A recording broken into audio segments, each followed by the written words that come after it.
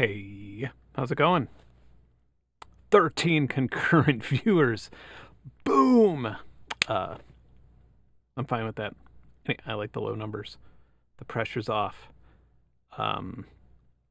Yeah, here we are with Max MSP and the EAGANMATRIX, and it's gone. I was out in the rain today, and now my hair's all screwed up. And what else is happening? Apparently, Elon Musk and Mark Zuckerberg are going to fight. I don't think that'll actually happen, but some casinos are already taking bets, and I believe it's close to 4-1 Zuckerberg advantage. Yeah. Hello, Synth Addict and Viral Beats and Alexander and Adam and Rob and Aquatic, and I guess I'm just going to name everybody who says anything in the chat, and YouTube viewer.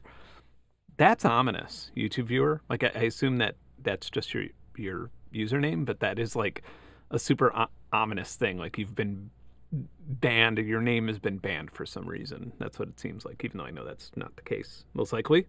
I don't know.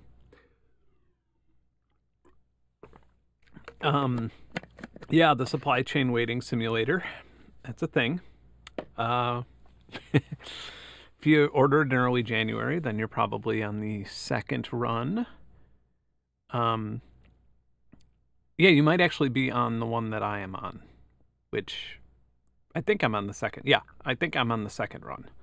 I think the first run was smaller and went out, and I think the second run's bigger, and I think the third run's the biggest. And usually with things like that, you have like very, very minor improvements with each one. For example, I mean, this isn't a run. This is like a test demo thing of the Polyon Mini, Tracker Mini. And yeah, I'm excited to see what the final version looks like, because I feel like the difference between this and the one that's actually released will be huge. I don't think it'll be that big with the Osmose, but because this is already a final thing. I know that they've had iterations and prototypes of this thing going on since like 2019 or something. And yeah, so anyway. Oh, well, that's a great YouTube name. Yeah. So Synth Addict, you're on the first one. I think that's also the reason why I believe, and if anybody is interested in news about the Polyon tracker, I think they just got, like, so basically a lot of times when you send out something for mass manufacturing, they will make one with everything the way that they interpret it to be made, I guess is the best way to put it. They'll make one or two, and then you look at it, and then you say, okay, make them all like this. And so a lot of times what will happen is there will be some sort of problem. You know, I guess it's a lot like making vinyl. Like, I would mix it, and then you'd get the test pressing, and then you'd be like, no, there's an issue. You know, there's a tiny issue. The hi-hats are just coming through a little too strong with this test pressing. And then you do it again and again and again. And it comes down to, like, how annoyed do you want your customers to be over a silk screening issue versus how annoyed do you want your customers to be with having to wait longer. And so a great example of that where I can't even explain it is, I don't have it down here, the Zoom M4, which Zoom has been very kind to me in solving my issue with that. But I had an M4 that had some technical fuck-ups that actually screwed up an entire day of filming for me. Actually more than a day. I think it was 3 days total. And it's my fault for not checking my dailies, but I assume that Zoom recorders just do what they do. And but another thing, you could rub the text off the buttons. So, like, you know, where it says like headphone out, you could just like rub that text off with your thumb, and that's a silk screening issue. And I have no idea. I assume that retailers just demanded it by Christmas or something, and I have no idea how that happened.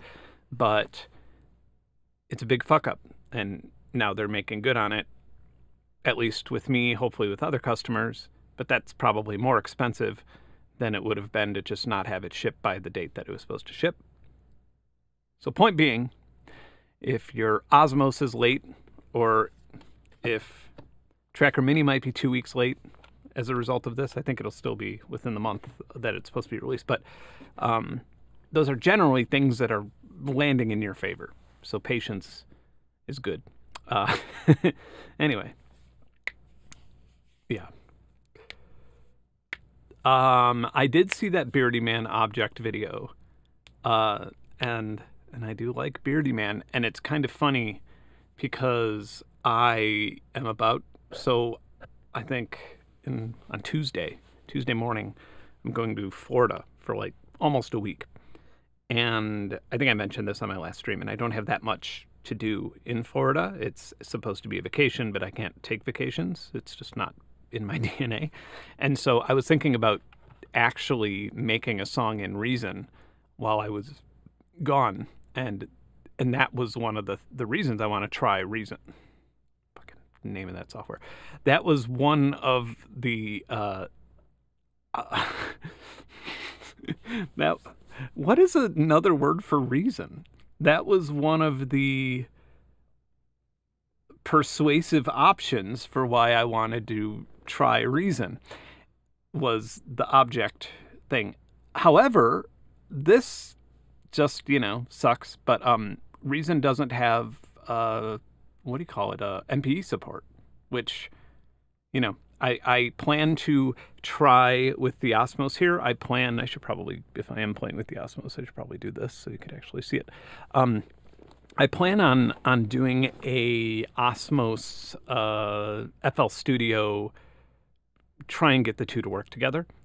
Because something doesn't have to support MPE for MPE to work. Like, it doesn't have to natively do it. And FL Studio has, not only do they have like a lot of port options that other DAWs don't have, but FL Studio also has a MIDI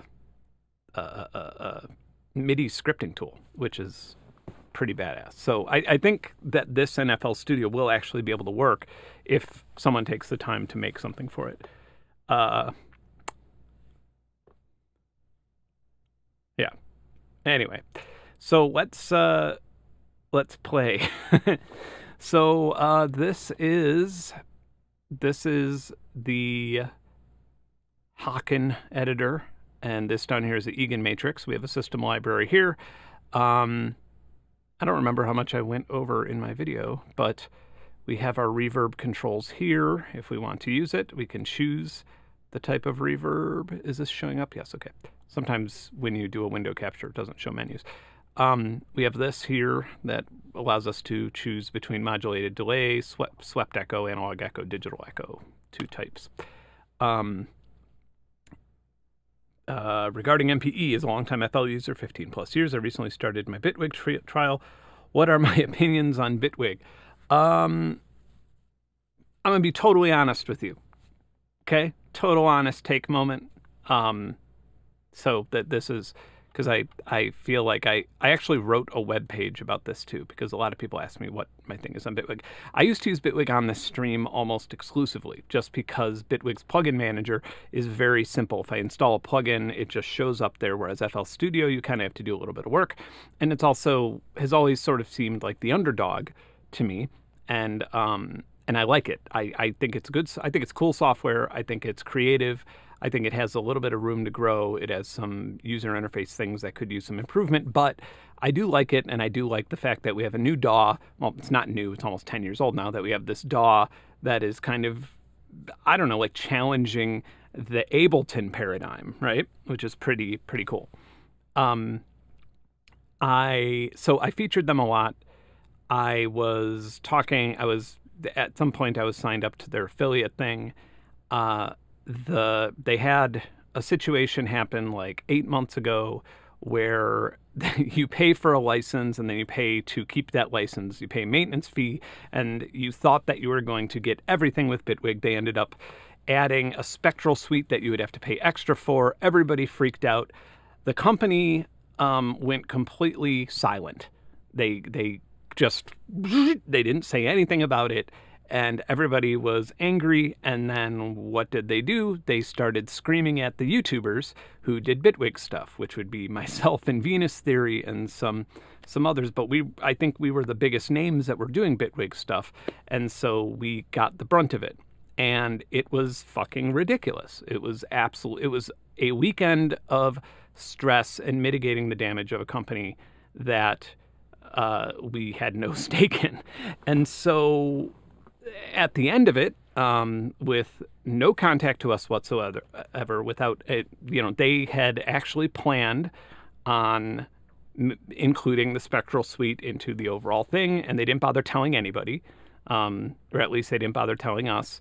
And then they just announced it and kind of left us completely we just wasted a bunch of time. We were pretty pissed off. And then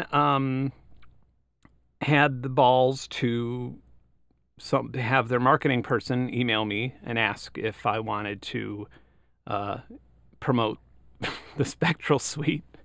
And I said, no, I absolutely am like, there's some problems here. This has been a big issue. And then the CEO emailed other creators directly to do Bitwig stuff. And for lack of it's a private email, so I'm out of like respect. I don't know what the laws are with sharing a private email from someone in Germany, but the CEO had effectively talked shit and called us unprofessional for the way that we handled their problem. And I said, fuck you, not working with you anymore. That's it. So I'm going to be honest. I think Bitwig's cool. I've never finished a song in Bitwig. I have no personal reason to use it, really. It doesn't inspire me to stop using FL Studio, which I've been using my entire career, essentially, ever since it's the DAW that I essentially started with when I started using a DAW. And so, yeah, more power to them. I hope they do well. I don't actually hold that many hard feelings. I just think as a professional relationship, they would have to be very forthcoming and yeah, I'm just not going to have an affiliate partnership with them. So that's the story.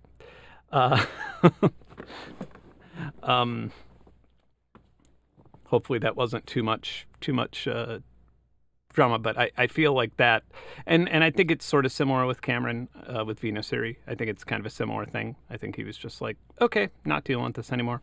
Fair enough.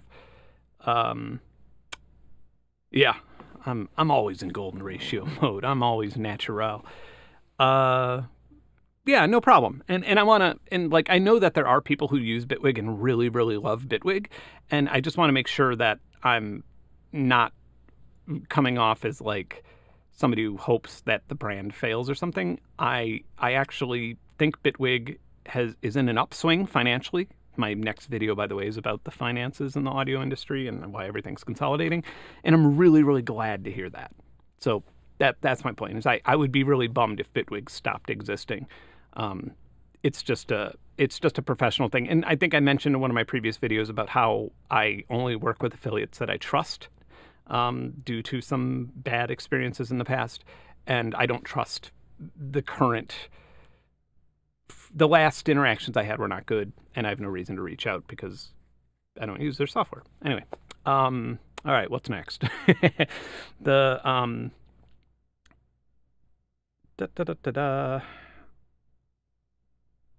Somebody asked a question about, oh yeah, you have Max MSP all set up. What is the next step? Okay, so if you have the Haken editor on Max MSP, you're telling me that you have it set up where you have the alternative firmware on the Osmose. So you can do this. You can see this happening up here, because that took me a minute. In fact, I probably am not the best to ask on that setup because I did it right when I first got the Osmose. And I remember it took there was a little bit of confusion. I didn't need to actually contact anybody, but I got it set up. So, yeah. Anyway, let's, okay, so if we just wanted some noise to come out of this is the SL and SR basically means that it's going to be going through recirculator compressor, convolution response is tilt EQ, etc. So if we turned this up, and this is going to be a little bit of a noise burst, but if I just pressed 0.1, okay, another thing that I should mention really fast. So, sorry, I should probably get serious here for a sec. So I'm going to turn this all the way down again. All of these are formulas, A through V, right? So we enter a formula by pressing, we could do this, B, E, N, N, and then these are our formulas. So this one, I mean, we wouldn't actually want to spell our names, but this will be the same formula. These are all different ones. We could use the same formula as many times as we want. We'll get into formulas in one moment. So that is how we connect things, through formulas, or if we don't want to use a formula, we can use an X. I don't want anybody's ears to blow away, so I am, instead of using an X, I could just hit an X and the noise would blast out of the Osmose. But what I'm going to do instead is I'm going to hit 0.1, which will be 10% of that signal, because 1 is 100%, 0 is 0%. So ready? 0.1.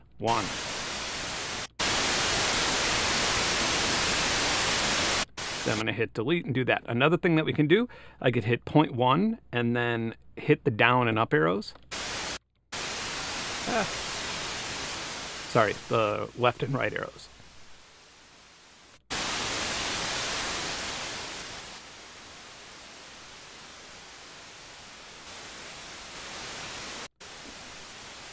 And that way, if you miss knobs, then that's a good way to deal with knobs, or to get the knob effect, I suppose. Okay, so we have an oscillator here that can be all these different oscillators or filters. We have 3 options here. Well, I guess we have total of 5, because these are just, by standard, they're low-pass filters. We have Big Bank, which I am not that... we'll get into that in a bit, and we'll probably start with some presets. Shape generators are a good other word for LFO.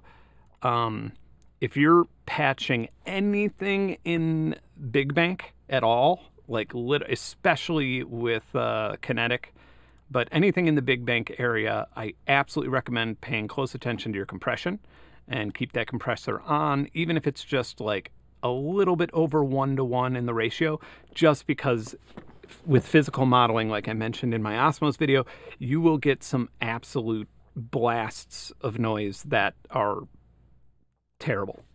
Voice delay, I do not really have that much experience with. I'm not even going to touch that today.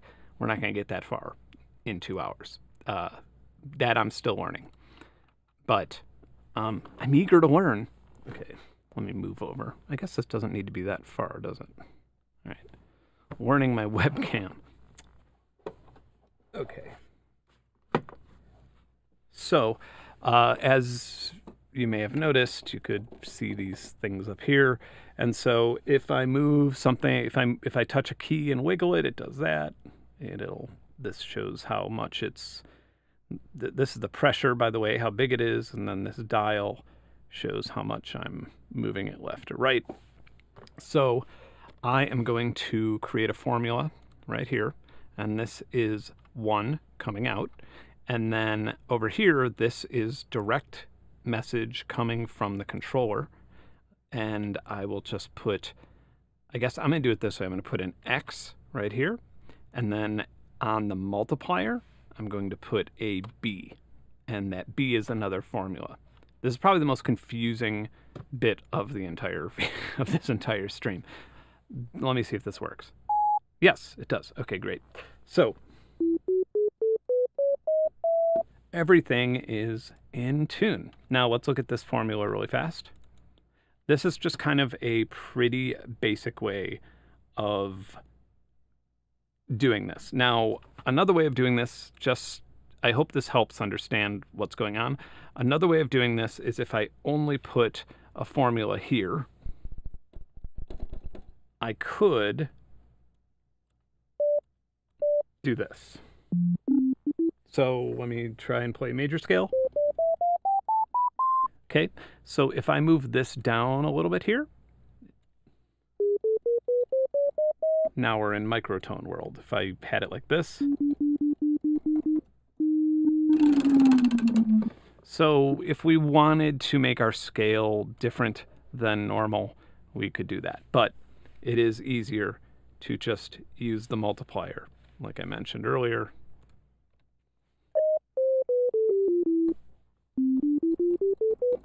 And the reason I put a multiplier in here, or sorry, just use the X, which is just connect directly. And the reason I put the multiplier here is in case we want to add some sort of vibrato or something like that. So great. So here we are.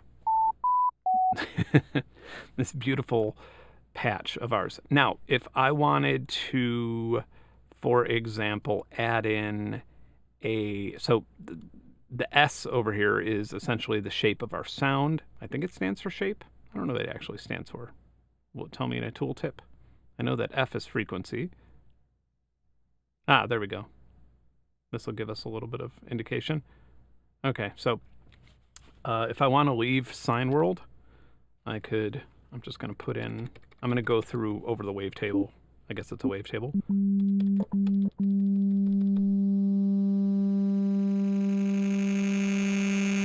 And so if we go all the way up to 1,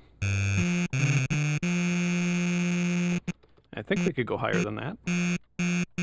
Nah, it doesn't make a difference.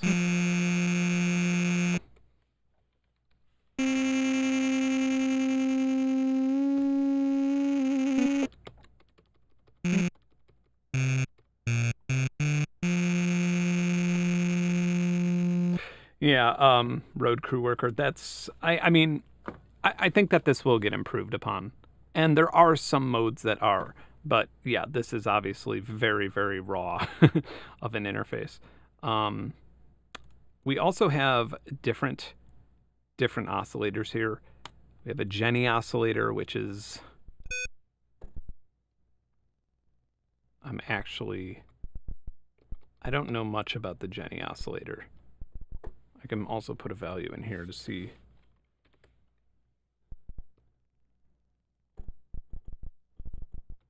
Yeah, I'm too stupid for that. We have a phase generator, which is nice.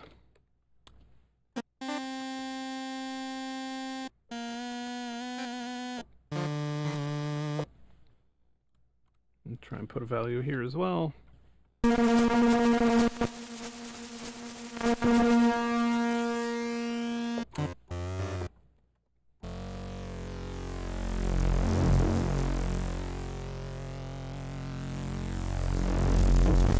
I mean, that's pretty gross. I love it.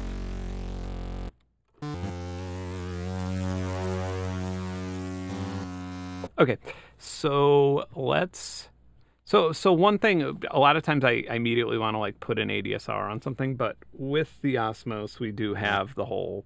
Well, let's make this our tone for now.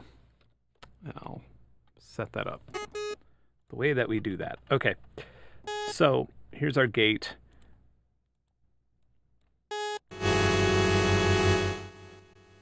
So if we want to hear all the voices at once, we could do that, but we don't want to do that. We would much rather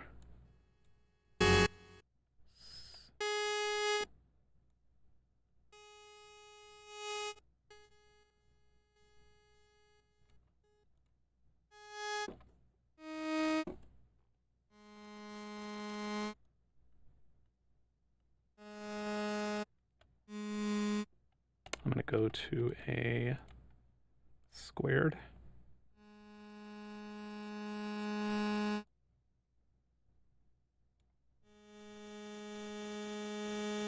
Actually, square root.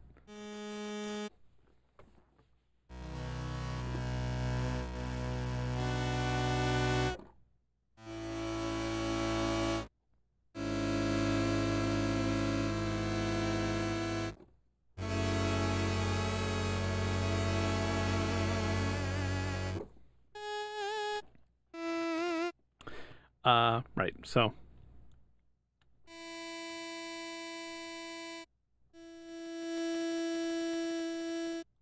another thing that we could do is but I guess just to note this, we have derivatives and relative to initials. I played with, god damn it, I think I just reset all of our progress here, which fortunately isn't that much. Let's redo this. Sorry about that, everyone. I am a dumbass.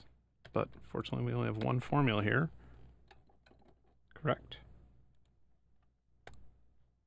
This would be a gate.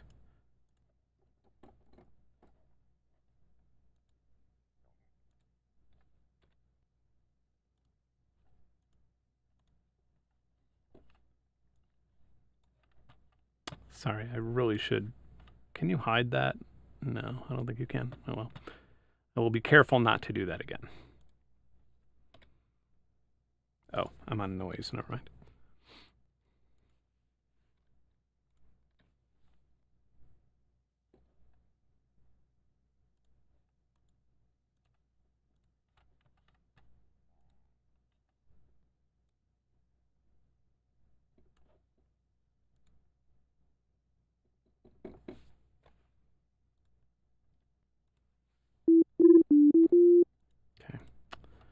Let's start this over. I'm just going to put in 0 for my continuous value here. This might be my dorkiest stream.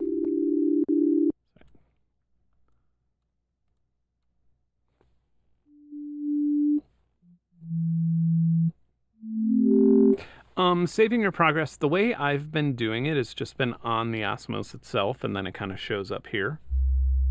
Which is literally like 2 button presses.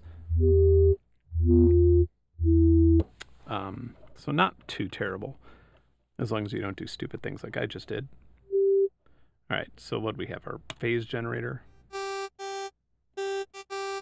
Okay, well, this is a good chance to, I guess let's just go right here, direct. I'm going to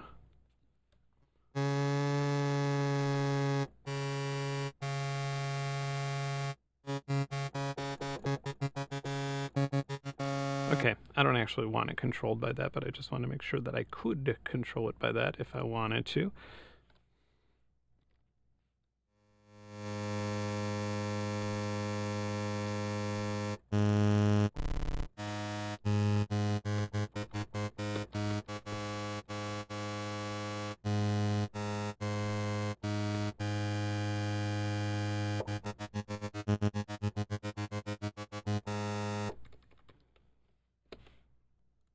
One of the reasons that sounded so crazy earlier is because it was feeding into itself, I believe. Yeah.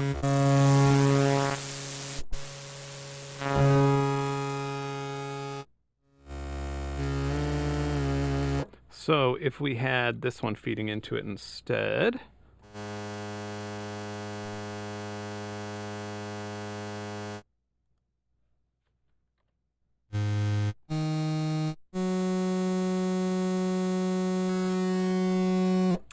So basically we're now creating some FM, this DSF oscillator, which I am going to make into a different shape. It's just a very different way of making sound. At least when you're doing like analog-ish.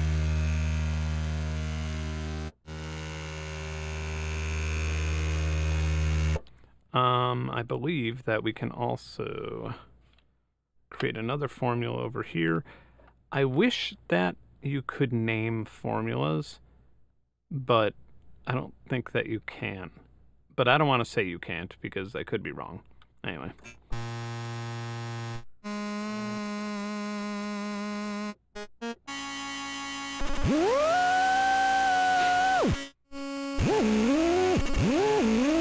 So now this will add like a crazy FM to the actual pressure that we're putting in.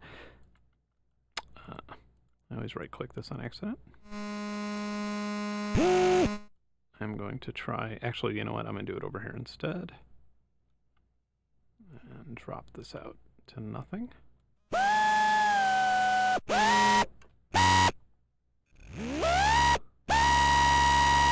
And then we can have it only at the end of how hard I push it. So I could just play normal. Oop.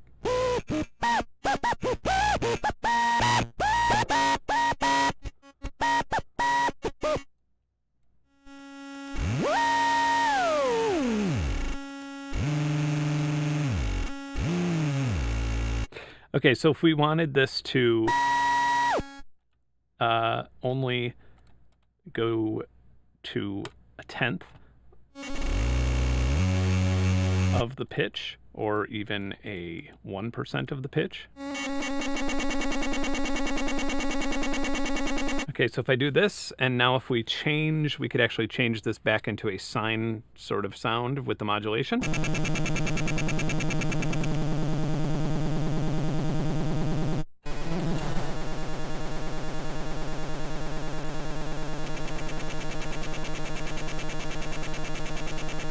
I don't know what I like.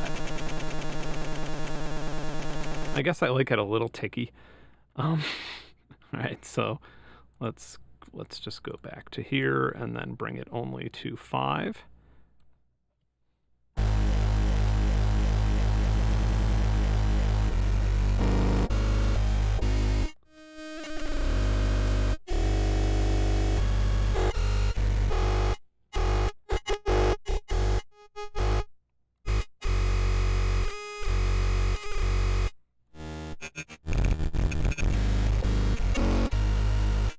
That's pretty mental.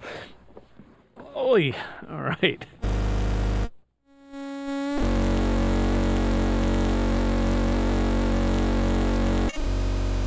Although I do think that if I stick, I'm trying to think how to make this formula. Actually, let's go back to that.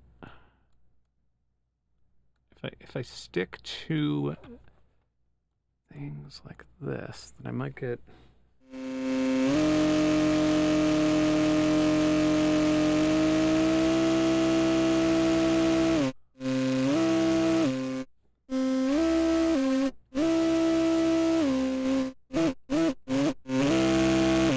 I need to lower the input.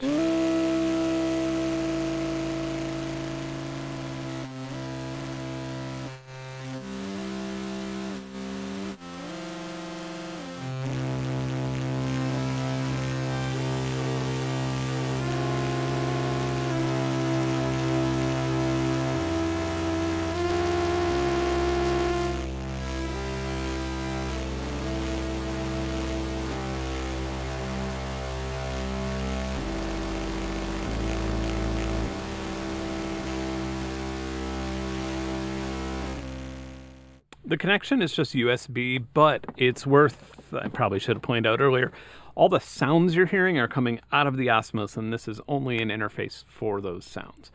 I am going to attempt to save my progress.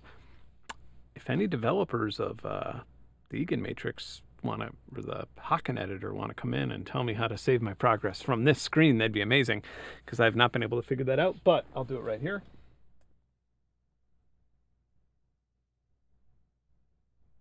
Just a matter of me going to save and then selecting my location.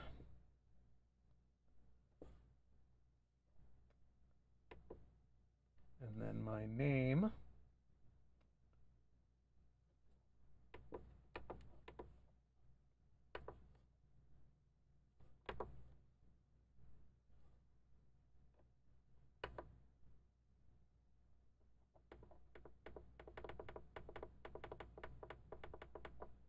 And for the sake of not making this a super long thing, I'm just going to call it ICP. Great. Right. Now I have a patch called ICP.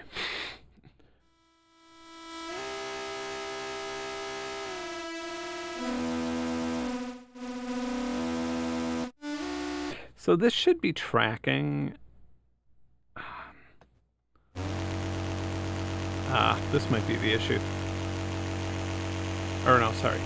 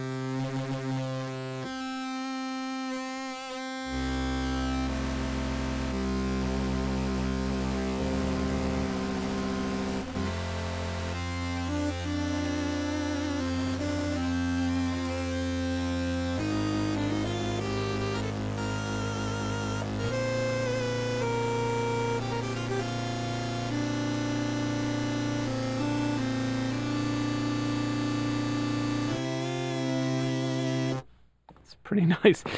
I think that, and I think that's one of the things that I like about it so much, is that you create these things that like you otherwise, like I don't know how to make this on a VST. I don't know of a VST that can make something like this. Yeah, and it's not it, and so it's like one of those things where it's like this could be, this being the primary engine.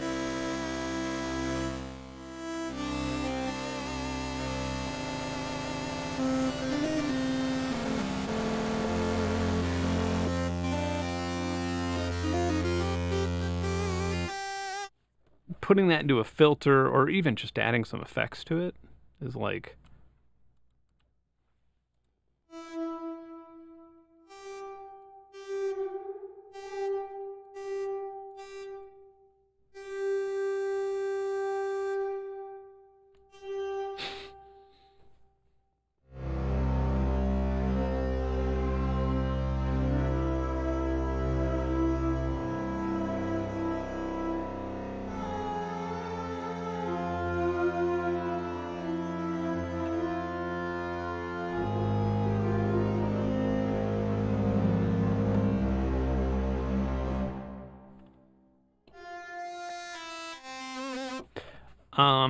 and then of course we could put this into a filter as well, which I'm actually not that hugely, that would be an interesting experiment, because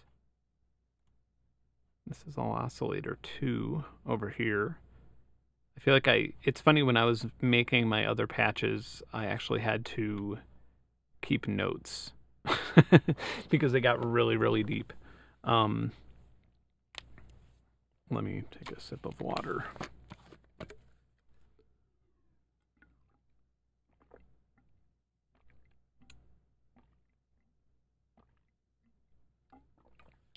When I say a sip, it's enough that will make me nauseated.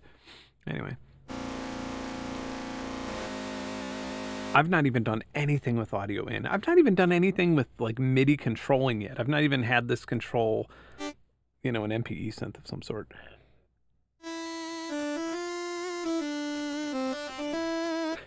What's happening on the Osmose is very, very not interesting. This is what's happening on the Osmose. Me sitting with my legs like this is probably more interesting.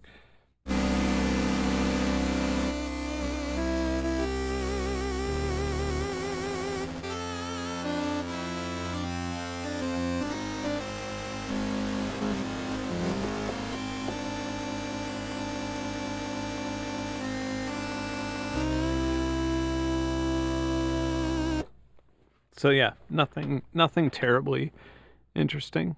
I'll keep it sort of halfway through, just so you know.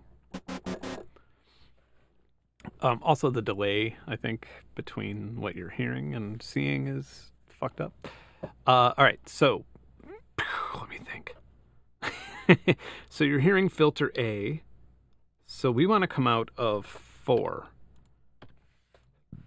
and I want to connect filter or oscillator 1 to LP1, which I'll do with an X, and then this will be my filter control,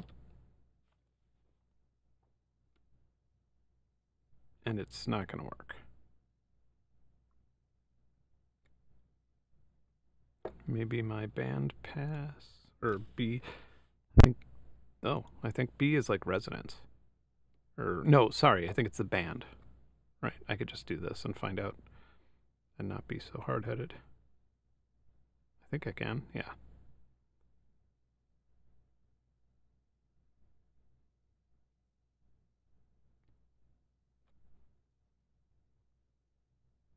Yeah, audio input to filter. I guess we could just go with A again.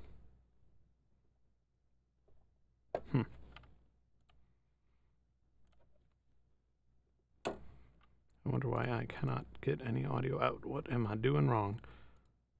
And then filter, this would be left and right.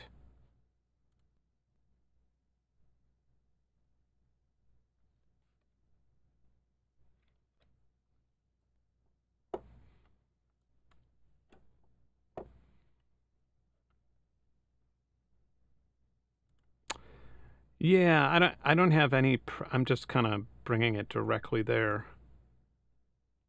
Wonder what would happen if I just had a... I mean, I guess we could just try and connect this, but... yeah, there's an oscillator anyway. I'll look at another one of my synths and figure out how I did it. Alright, so again, this would be the filter out, because it's number 4. The filter input would be coming directly from oscillator 1. The frequency, just keep it at 1, because it's a low-pass filter, and nothing. Maybe I could do this one too. No, nothing.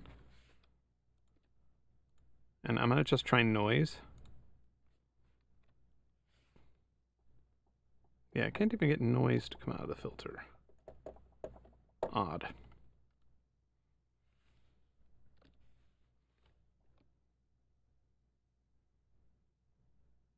I feel like there's going to be such a nasty burst of sound if...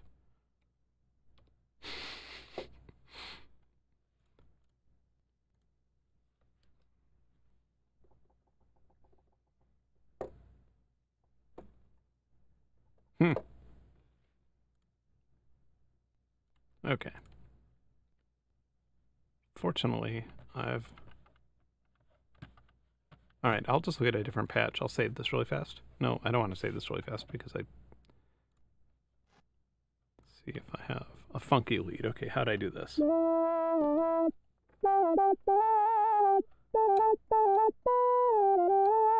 Okay, so this one I actually sent 2 different oscillators. I have 3 oscillators total. I sent 2 to left and right filters, so it gives it a little bit of a stereo effect.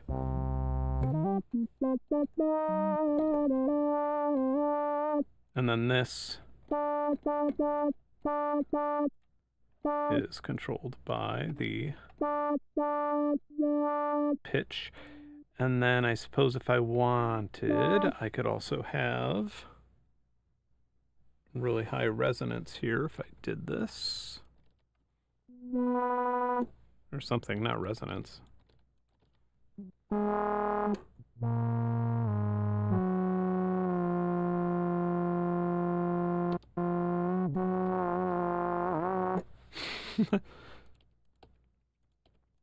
Okay, so what am I doing differently?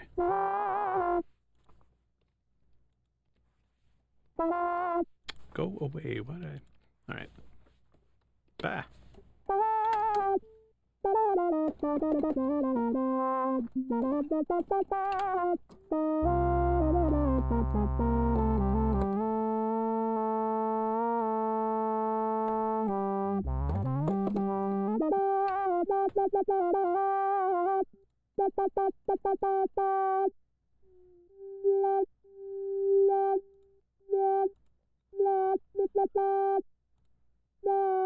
I see.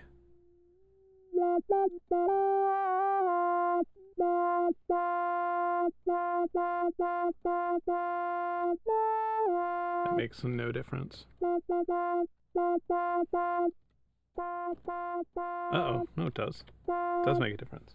Okay, good to know. I may be getting to the bottom of my problem here.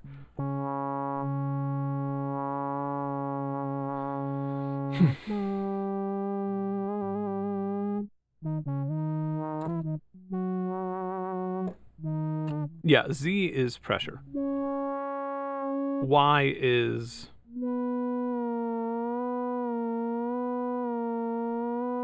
and then X is...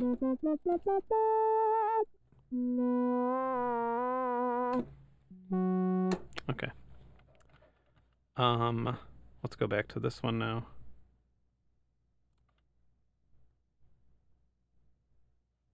Right, it was into those inputs. Okay, so if I just had these coming in here.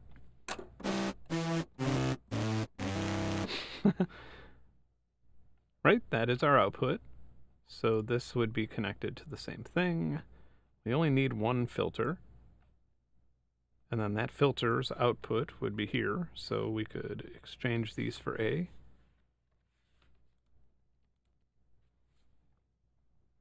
And then as we learned here, we could just set this up to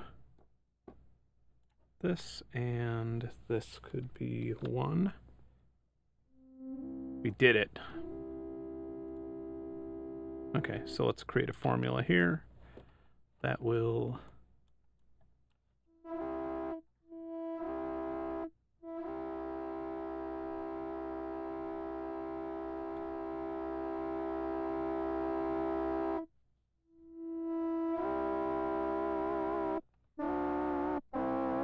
now if I wanted this to persist, we have persistence.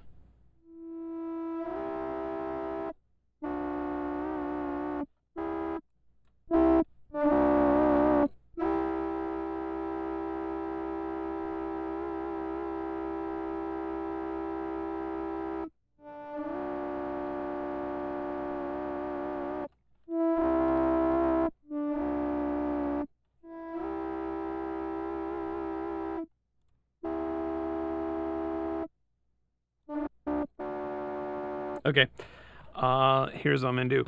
I'm gonna take this filter and tell it to fuck. I'm not just joking. I am going to have it be controlled by a shape generator. Now the shape generators, these are real fun. I wonder if there's like, I wish there was just an empty slot, but I guess noise could be that empty slot. Okay, so let's do this. This is our shape generator. So our shape generator, I guess with the terminology they're using, would be frequency, and then this would be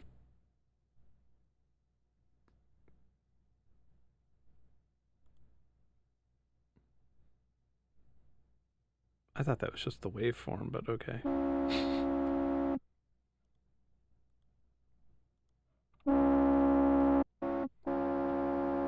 Right, this is the waveform. Duh.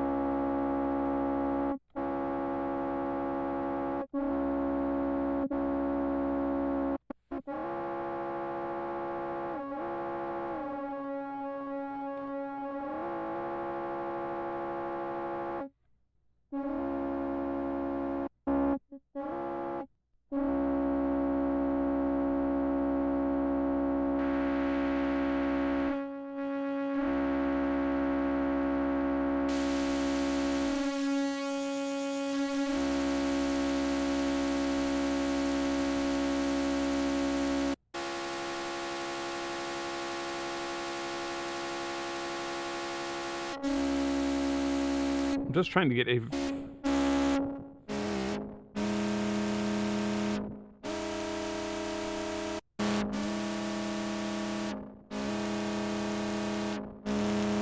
trying to turn this into the weirdest pad ever.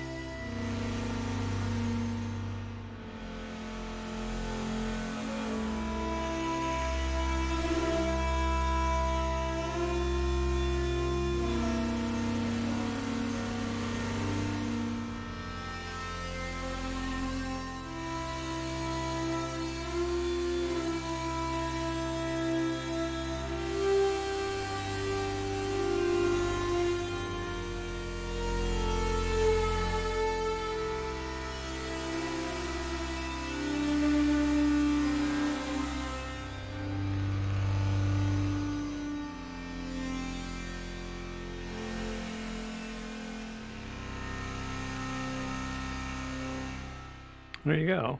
It's not really distortion, but it is at the same time.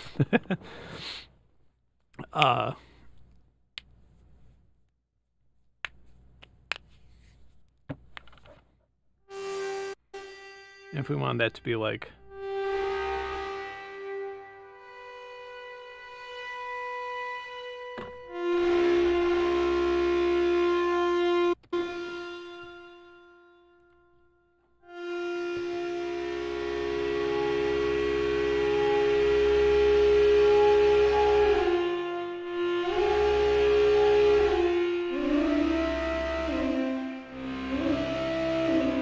Trying to get a good grip of how this pitches.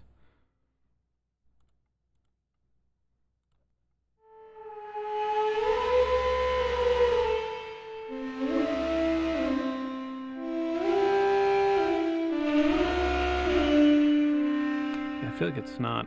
I'm going to set the compressor up a little here.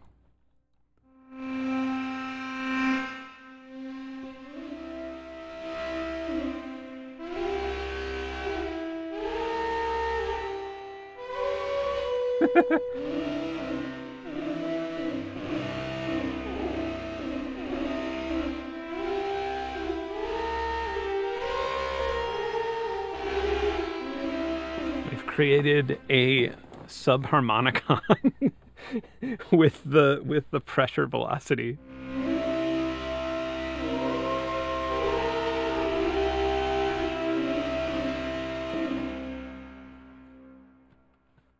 I'm gonna tell Cameron that I've created a subharmonicon with the pressure velocity. How's Zelda? I misspelled Zelda as Zelsa, so this is just my way of getting him into the stream so everybody could yell at him about Bidwig.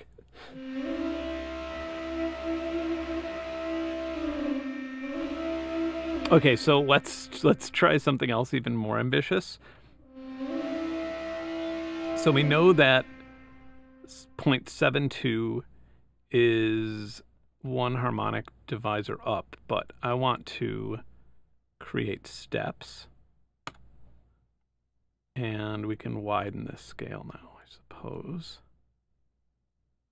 So.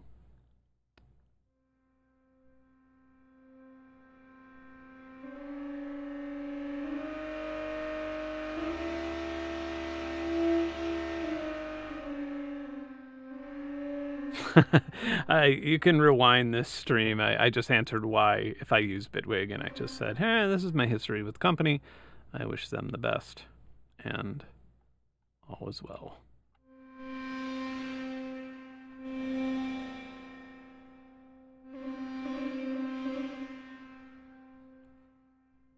This is kind of nuts. I've never...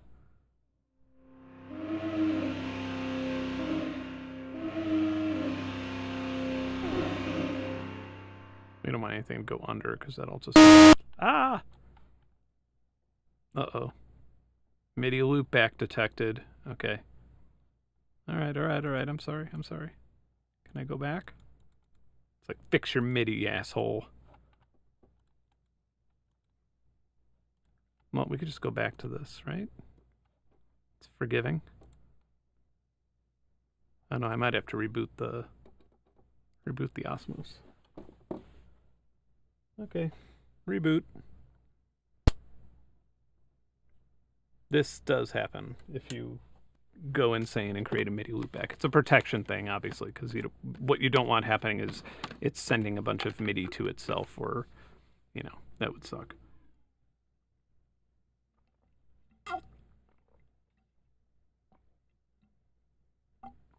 Okay, we're back.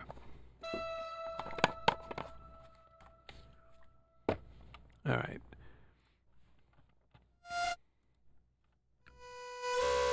Okay, so where were we? I remember that we brought... Oh, we're not even dealing with a filter in this one. So...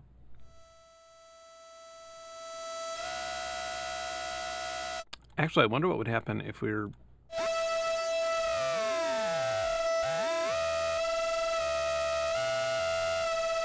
So we could actually probably find. You know what? Let's do something entirely different. Why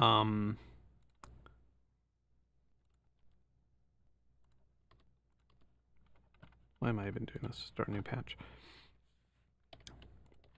Okay, so let's just go with like normal oscillator out. Create another formula there. We want this to be gated.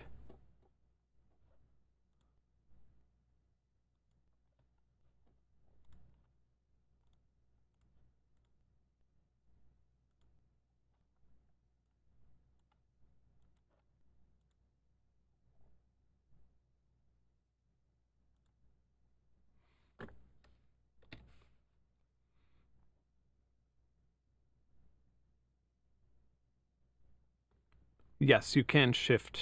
You can shift kind of anything with expressive controls if you want to, if you are so inclined. Okay, so I guess what I want to try here is creating two different oscillators. So let's actually.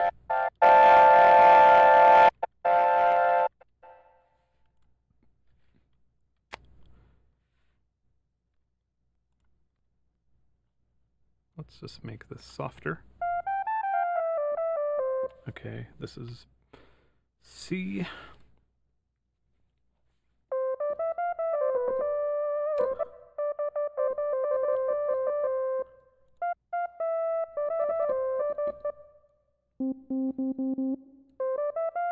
Okay, and this one will have the same.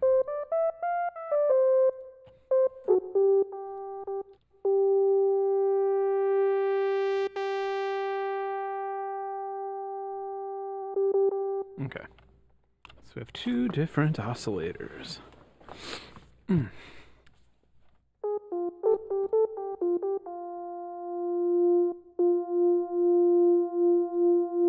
So easy enough if we wanted it to trim. So if we change this to...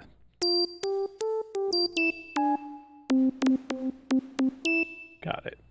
Okay, so what I want to do is take this and multiply it.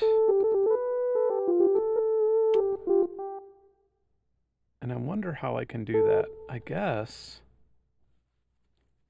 I'm trying to think what the standard linear FM algos are.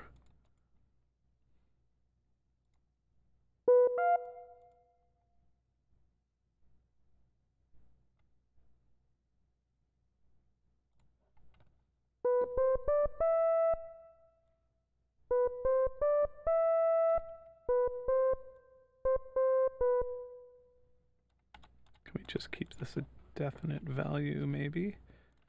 Oops, sorry. Right. I suppose that's easy enough.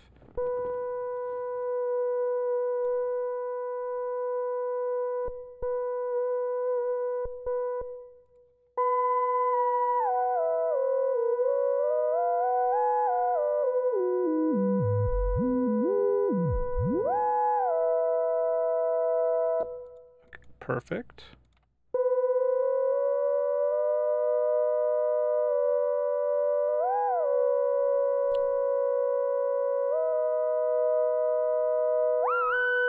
Okay.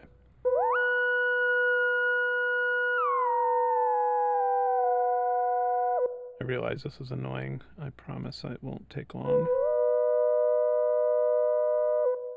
And create a 3-step here. That will send it up that little ladder.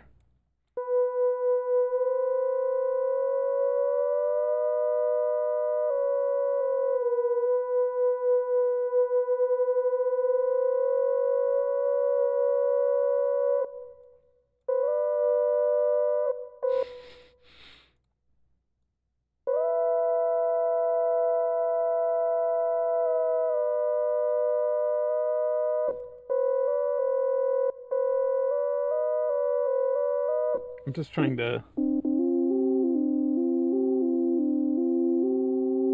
figure out if there's a way that I can make a constant here that will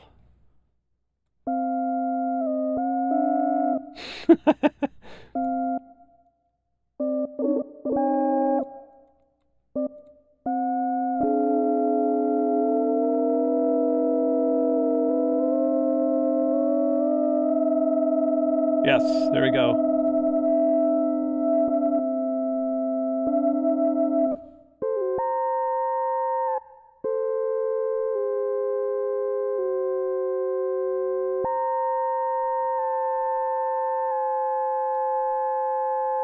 Okay, so if you see what I'm doing with one hand, it's different on the way up than it is on the way down. So I'm just going to press one key here. Is it not showing up on top there? That's weird.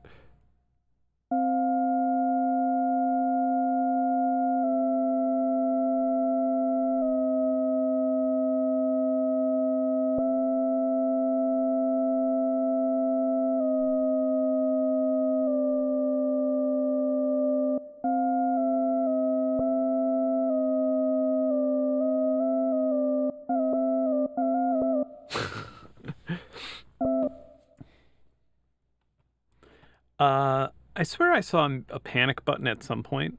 Might be up here.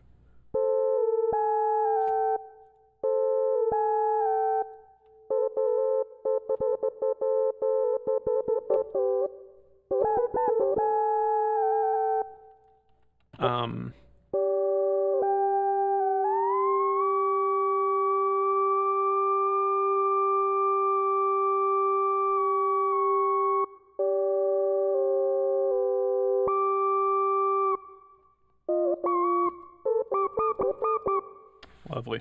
Anyway, we could just replace this with a different. If we wanted to blend two different, obviously we would want this to have the same structure. Actually, I wonder, oh yeah, you could change octaves this way too.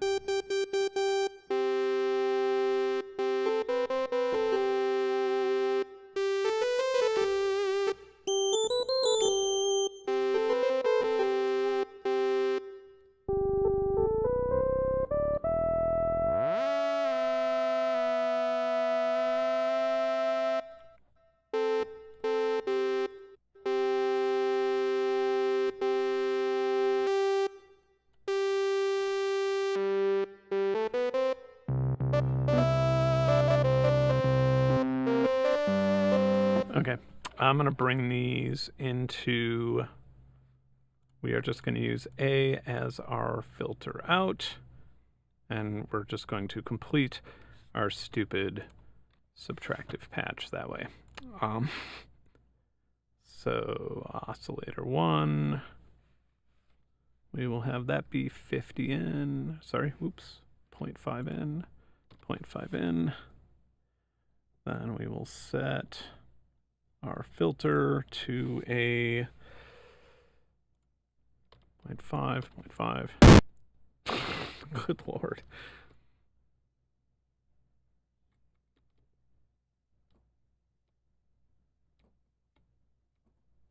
I am utterly confused with that one function of the filter. I'm assuming it's, like, it shouldn't be picking up any noise.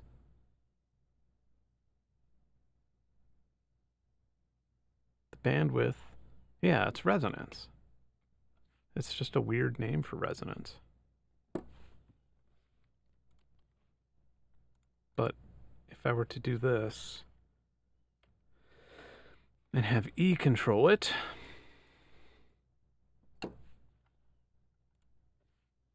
and then this is just like some weird value. Filter just needs help. The filter is where I'm always screwing up.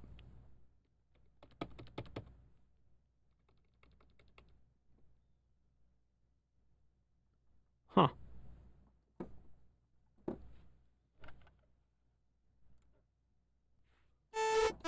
Okay, it didn't crash the thing.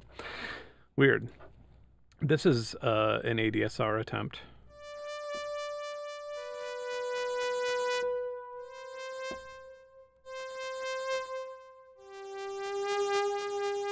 And this is a wave bank.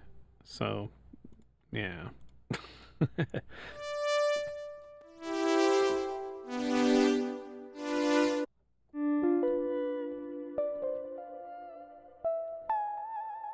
These are my chimes.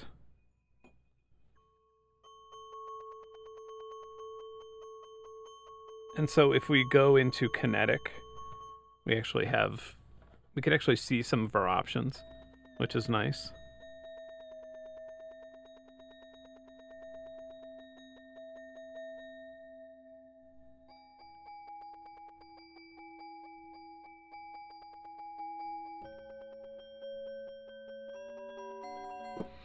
Are all my live streams focused on audio tech, or do the topics vary? I would like the topics to vary. They used to vary a little bit more. I think I just kind of got like a full plate of audio stuff to do. I used to do I can never say that word. Microscopy streams. But you know, I don't really know how to identify bacterias and stuff, so I would just get like algae strains from the local pond and we'd look at them. And I think we've played a couple games. Those are always kind of a disaster though. They get pretty boring. But yeah, I would like to do, maybe when I'm in Florida I'll pick up, oh yeah, we do sim selections once a month. Psh, that's not like pro audio oriented. That's more oriented. It's a songwriting challenge. I mean, basically just listen to music. So it's like, and I don't talk that much. I just sort of nod my head and then occasionally say that was awesome. And the vast majority of the music is like stellar. It's incredible. I absolutely recommend that. You could probably go back and look at some previous episodes.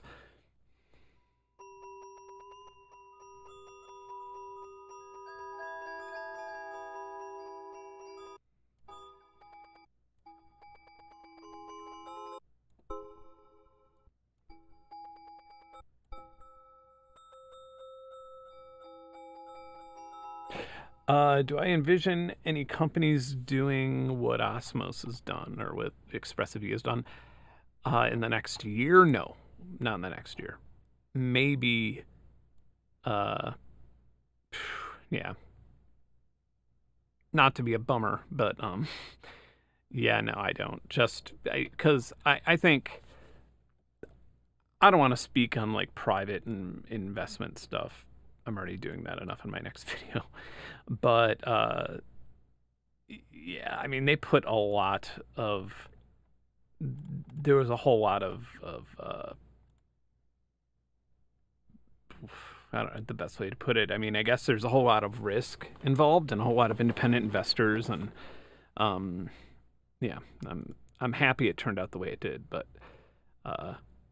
I know that there is a big company, a major big company, like bigger than Arturia company, that has played with the concept of doing something like this, but they ended up thinking that it was too much of a risk.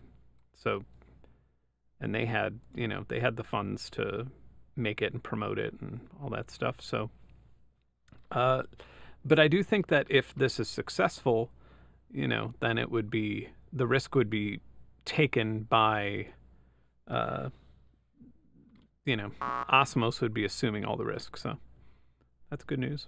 Okay, this is the excitation input, which for now could just be like noise, I guess. But it's going to be... We should probably just put noise through its own envelope, which could be C. And then that will be controlled by a gate. We could put a little bit of I guess we could... A little loud.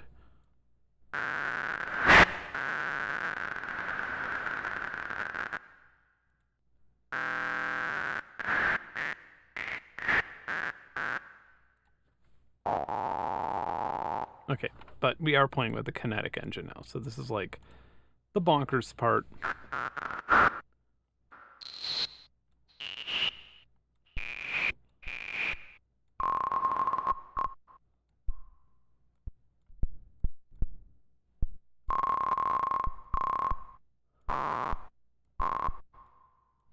low height.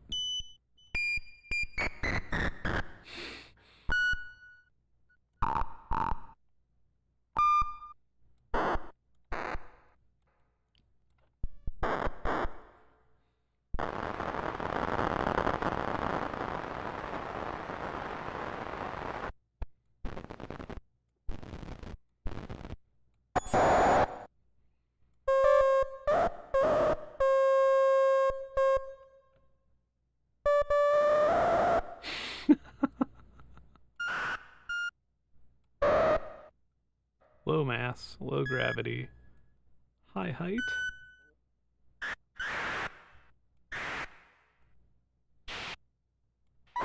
What if I'm like playing with the emulation of a string?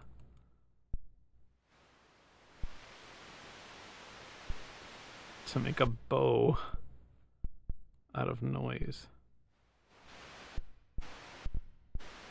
Actually, there might be too much persistence here.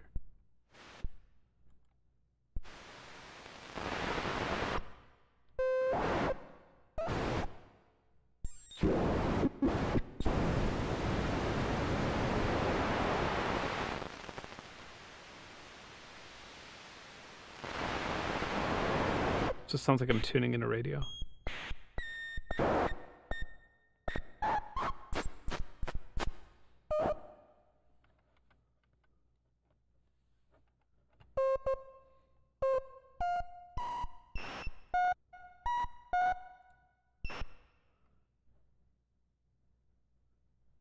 And this is the bow speed.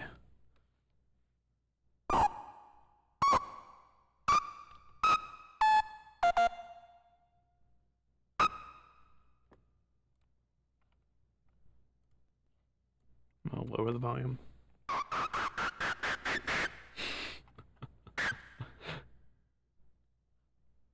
Let's see what the additive synth. I don't think we have an interface for the additive though. So I think it's like, I don't. Oh, you know what? We could play with, I think I actually have in here. So yeah, we have like kinetic things in here.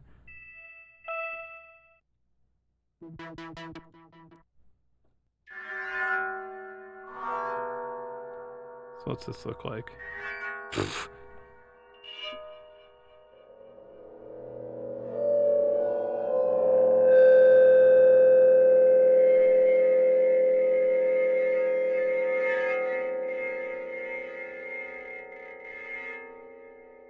A micromotor. Overtones. Oh, this is kind of what I was already doing, yeah.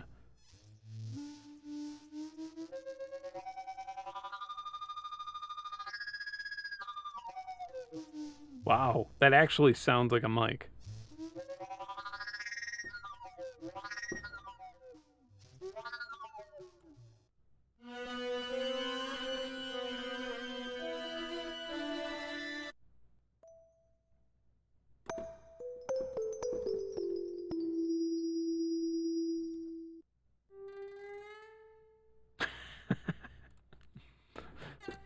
It's kind of like blowing up a balloon, isn't it?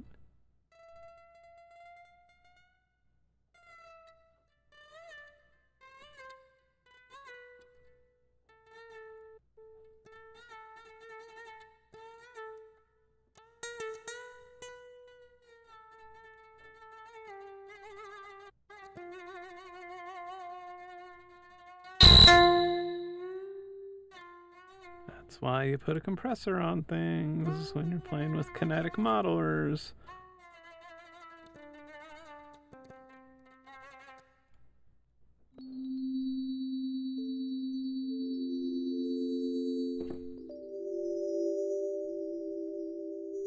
Okay. I also... Do they have... What are they calling the additive? I don't think they have any... Am I missing this? Do they not have any additive? Oh, here, duh. Only choir. And I don't think it works. It might need input. Damn. I was kind of excited to hear what a...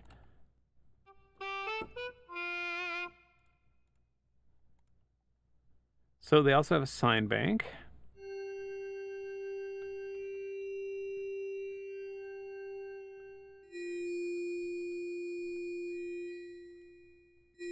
This is what a sine bank looks like.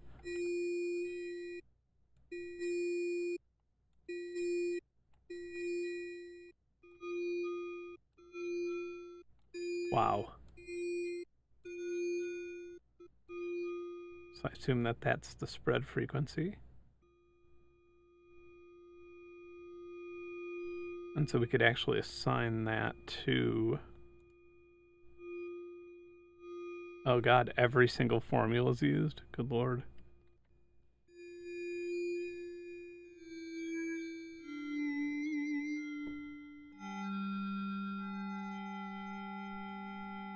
Good luck, Synth Addict. I think he's already left. Wow. There's like so much to learn. Sine spray is really weird.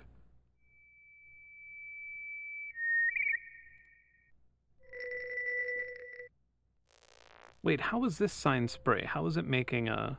Oh, I see. Big Bank is also involved.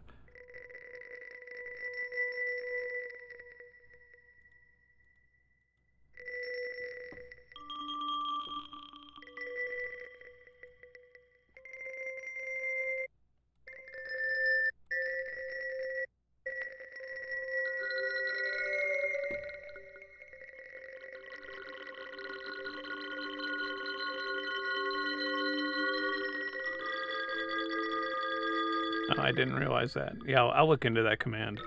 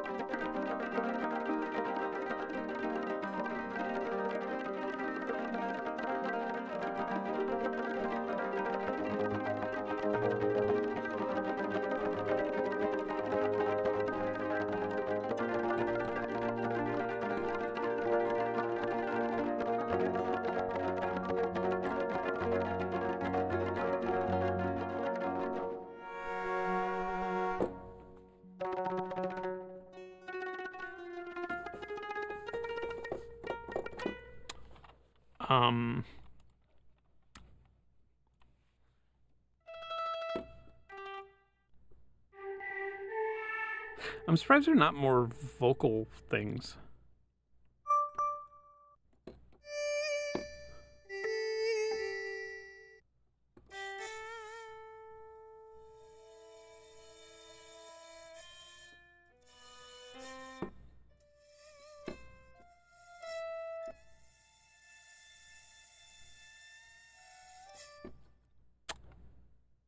There's also no split voice, is there?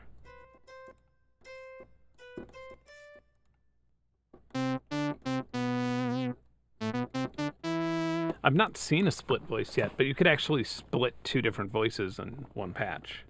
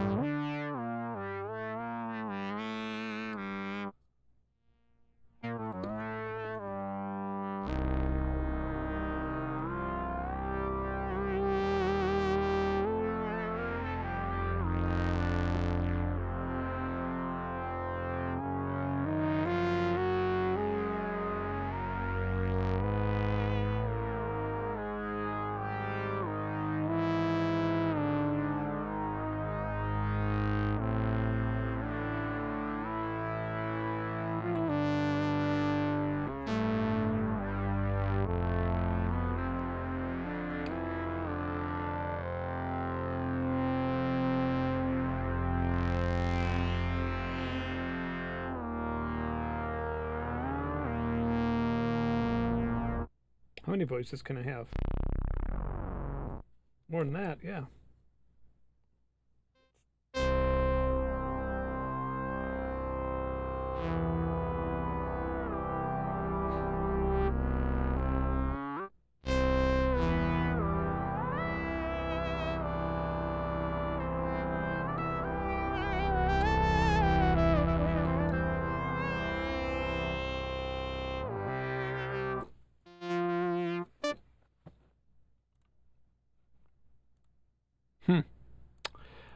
Um,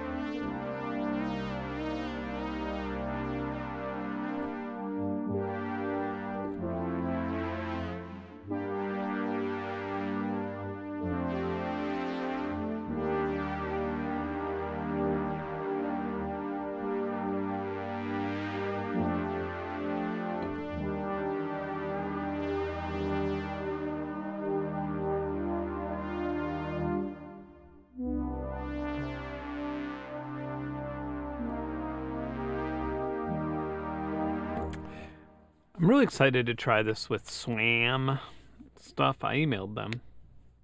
Yeah. Wonder if they ever responded.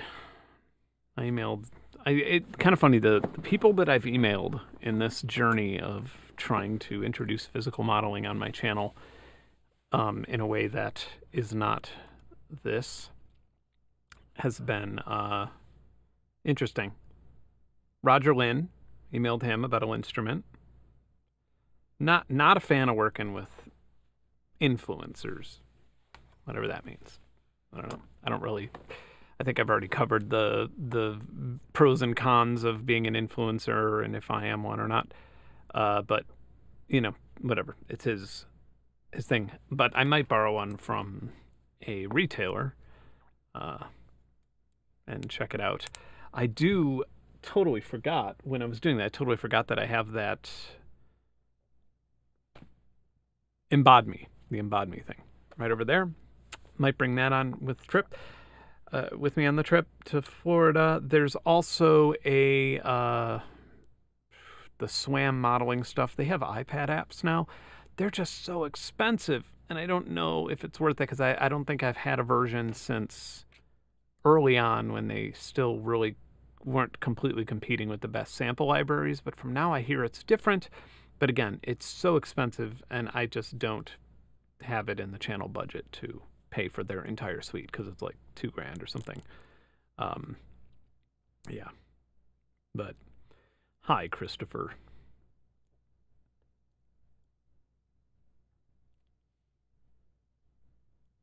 Oh, that's interesting about the architect thing.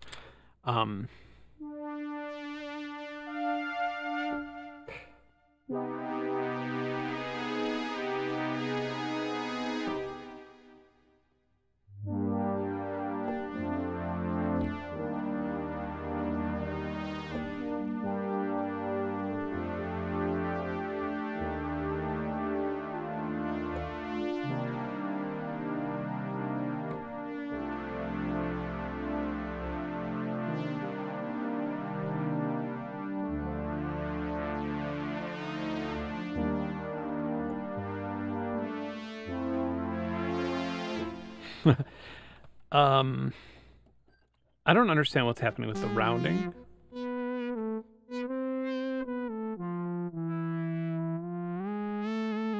Yeah, it is cheaper on iPad, but you know, I'm also not going to use it on iPad other than showing you. So, you know, I'm not really going to be like, oh, I'm going to write a realistic sounding orchestra on my kitchen table, or I would much rather do it on a VST, I guess.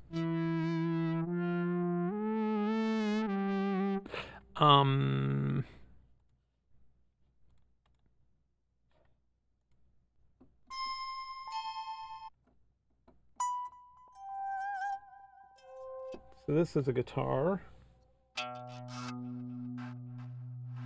the macro allows us to... By the way, these macro effects over here, these are on the actual unit in all presets.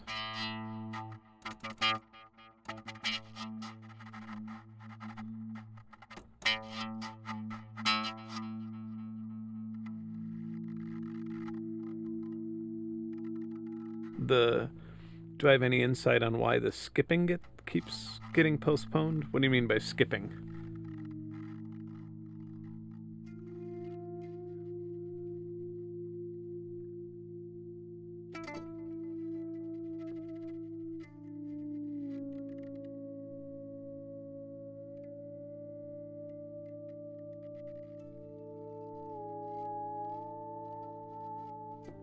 Oh, shipping.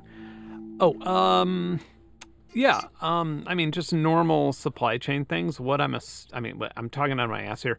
What I assume is happening is that they are making small improvements on each big big order. I think they're on their third or fourth now, and they probably get a couple back. And there's something fucked up with the silk screening, and then they say, hey, redo this.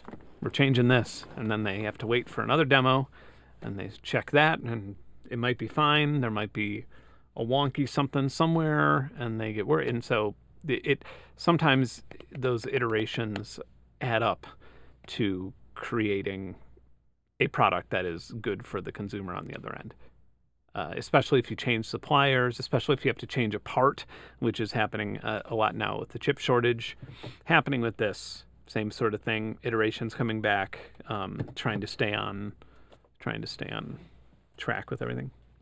But the skipping is getting postponed too. I haven't heard any skipping on this, and I've been kind of upset about that. I want that buffer sound error. Just kidding.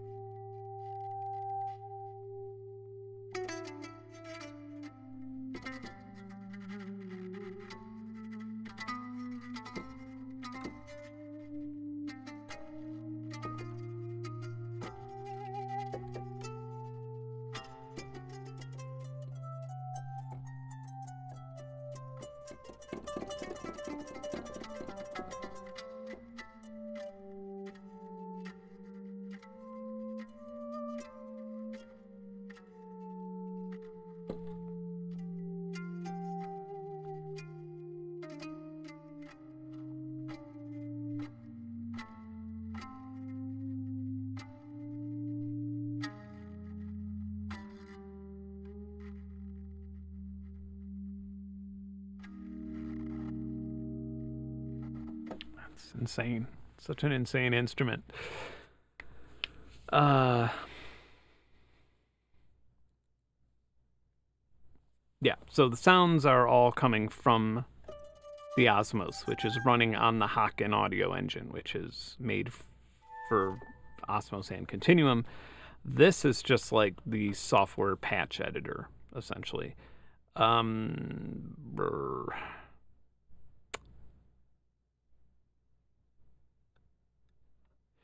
Yeah, you could. I mean, you could get a module with the EAGANMATRIX.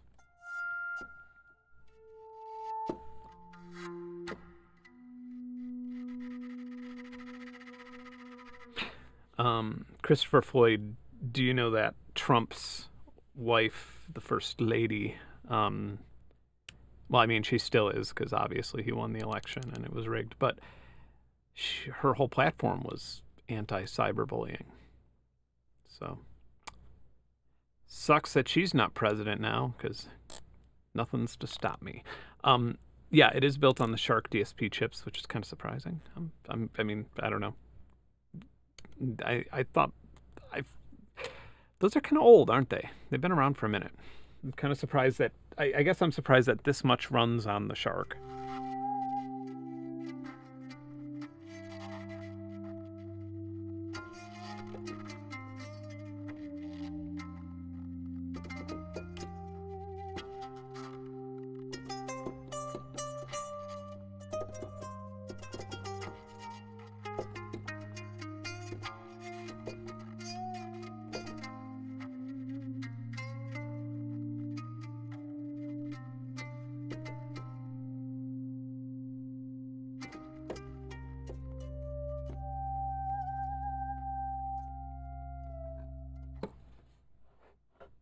I feel like I'm getting comfortable playing it too. Yeah, I think this sound is available on the Osmose. These ones up here are ones that I just made on my own. Let's see, that one is the touch guitar.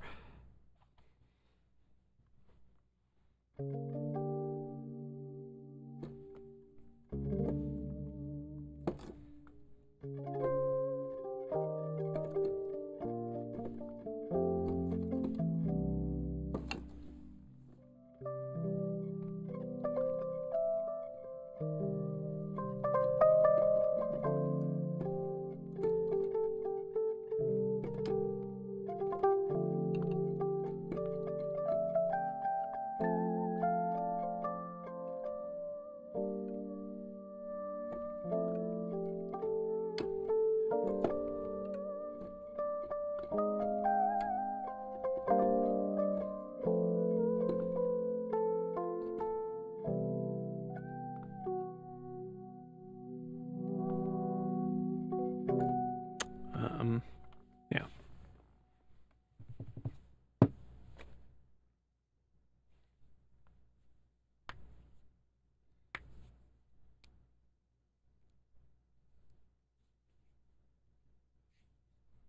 No, yeah, some of these I absolutely have modified other ones. Ones I made from scratch. But this one's wide open. Got ICP.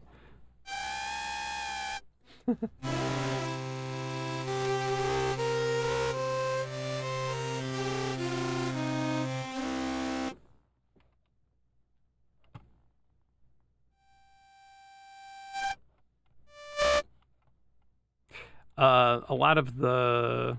So one thing, I guess, if you are making something in the EAGANMATRIX, one thing that you could do is go to Utility. I believe it's in Utility.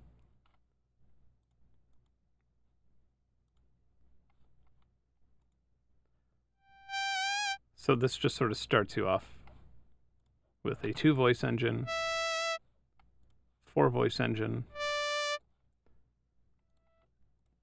empty. Love how empty has attribution on the bottom. Test bench. And then you also just have like your sort of, let me...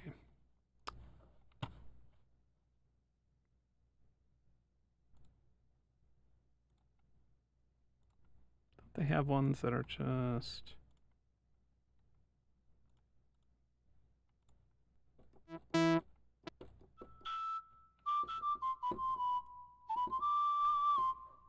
Yeah, they're just sort of like starting points for something. I've never considered the Haken continuum. I don't think that I would... I don't think that I would cover... I don't know. I mean, I'd be... obviously, I would love to have a nice, full Hawken continuum here, but I don't think I would ever do a video on one.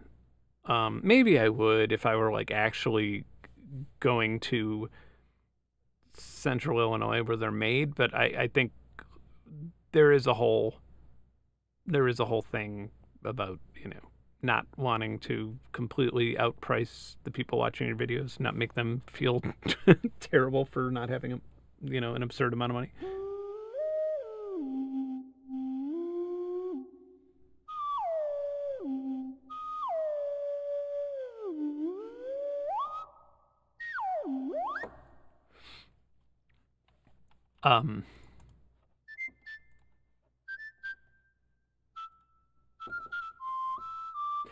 One thing is none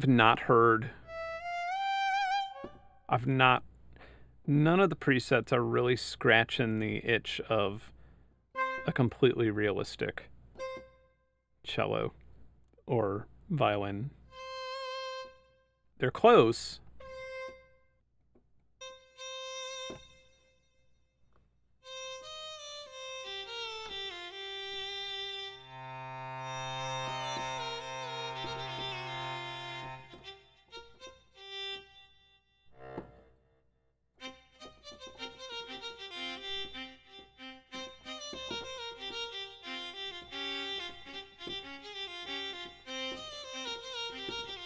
Yeah, that.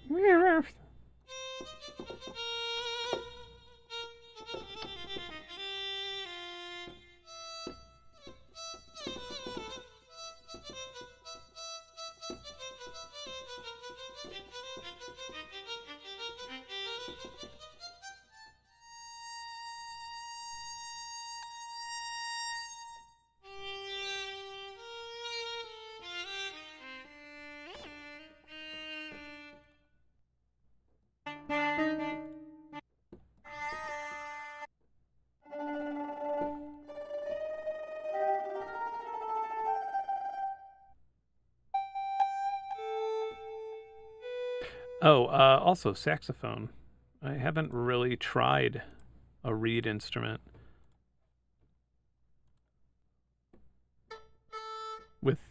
to see if they, you know.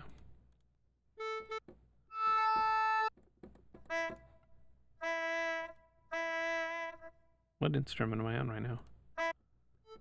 Clara breath?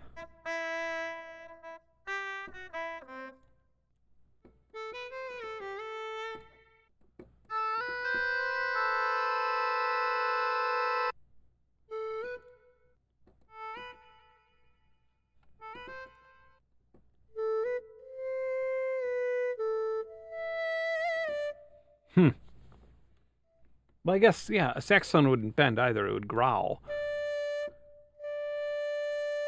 Yeah, I bet if I were to sit down and want to make a patch, I would probably want to, instead of have this affect the pitch, I would want it to affect a different type of articulation. Like I would want to bring in an oscillator into the output, which I assume is this.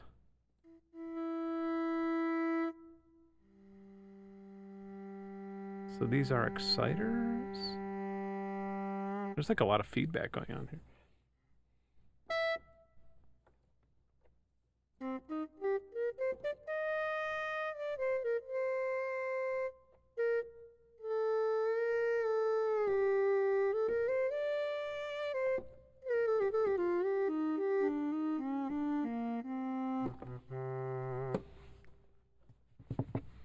I've not used Osmose with other MPE synths.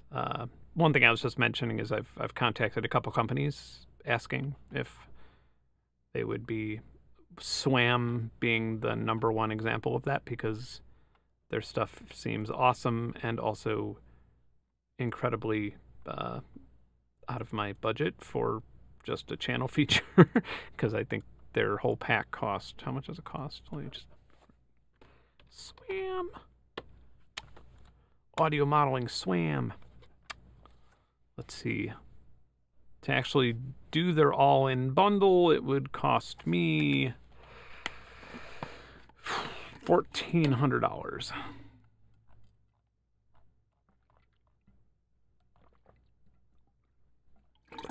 So yeah, and that would give me violin, viola, cello, double bass, trumpets, trombones, and horns, and tubas, and clarinets, and saxophones, and flutes, and double reeds. And I know that if I just buy like the viola, I'm going to be like, come on. I don't know what that is. Okay.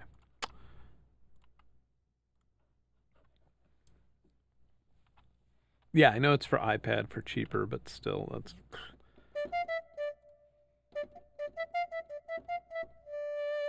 That makes streaming it here or making a video a huge pain in the ass, doesn't it?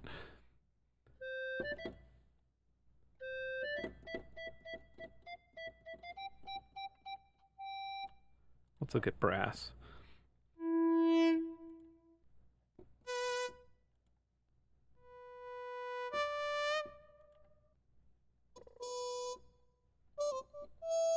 Wow, this is the Jenny oscillator?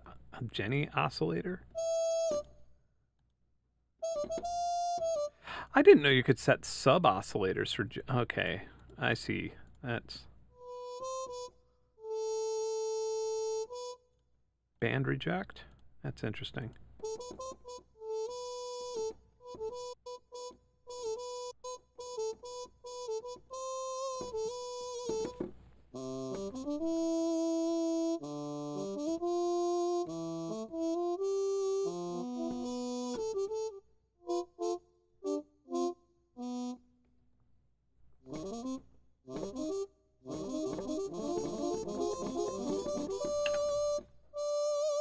Huh.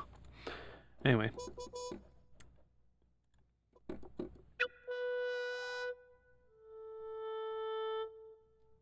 I suppose this is probably one of the most realistic I've heard.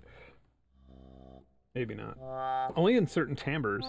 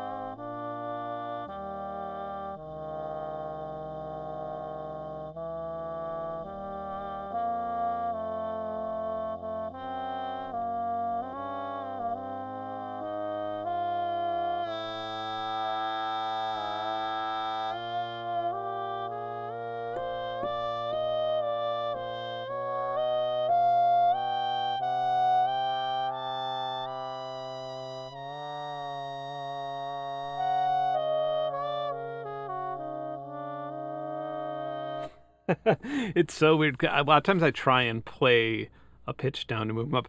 Oh yeah, Surge XT. I've heard that. That's good. That's a good one. But you know, I suppose Cosmic Blues is going to be like a Blade Runner reference. Maybe not.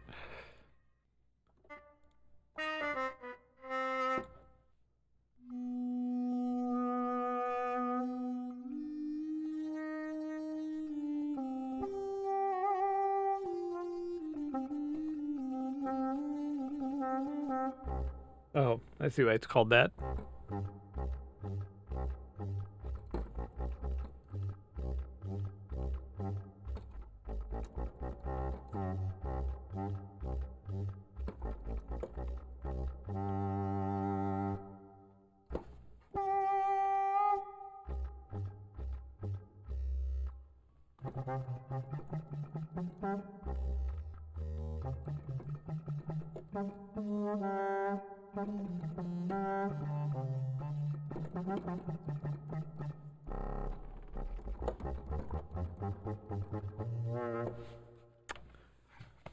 It's like a lot of the narco mariachi music. What's it called? Narco. but there's like a specific super fast tuba, like bop, bop, bop, bop, bop, bop, bop, bop.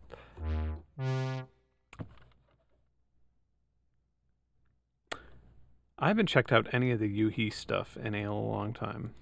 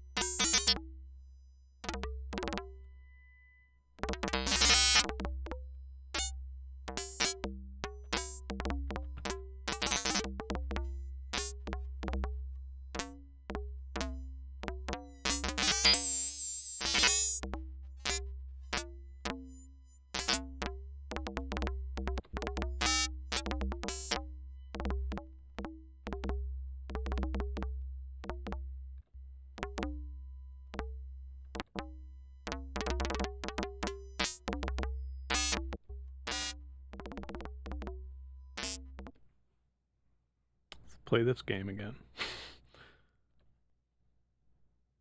The filter game.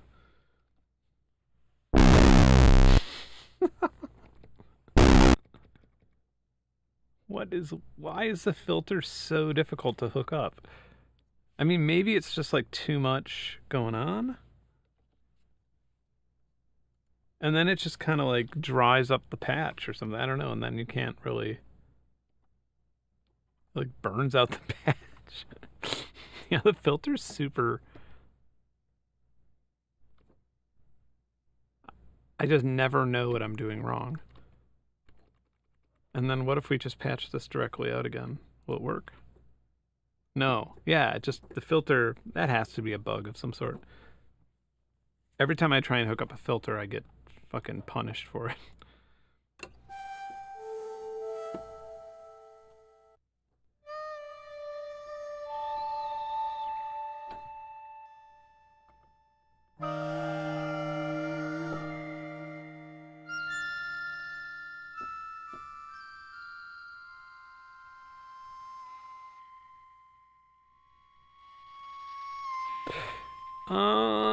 I'm not totally sure how. I mean, I've been trying to keep my as far as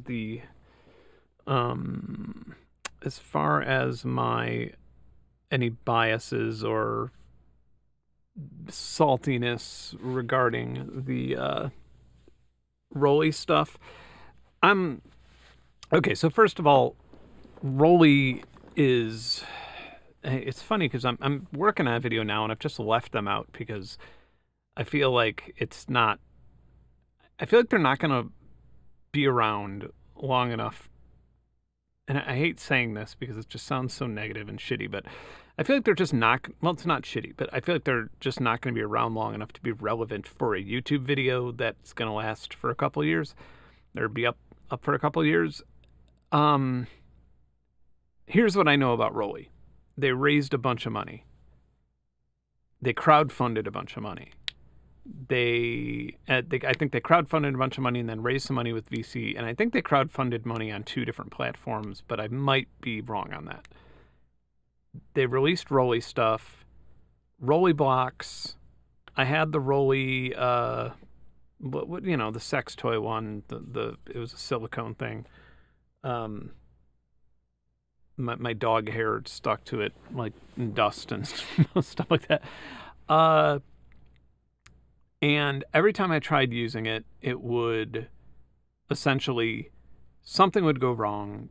The app was poorly coded to hook up to it. Once I finally did get hooked up to it, it kept just asking me to subscribe to a service where I would get a synth on the app or something. I mean, it was like immediate DLC, things like that. It just felt like I was playing a fucking one of those scammy games.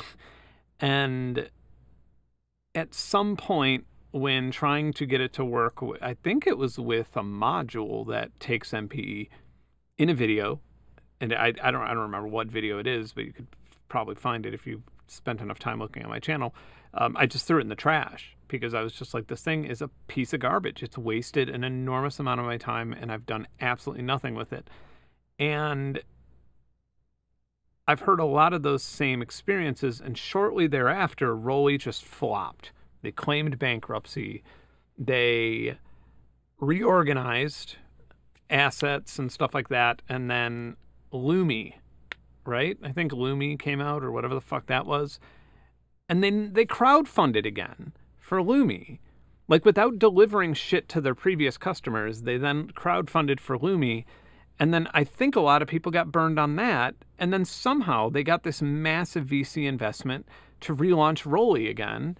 And so it's just like, I'm not touching anything that I think the thing is, one of the reasons why I just didn't mention this in the Osmose video and won't mention Rolly in this situation other than on this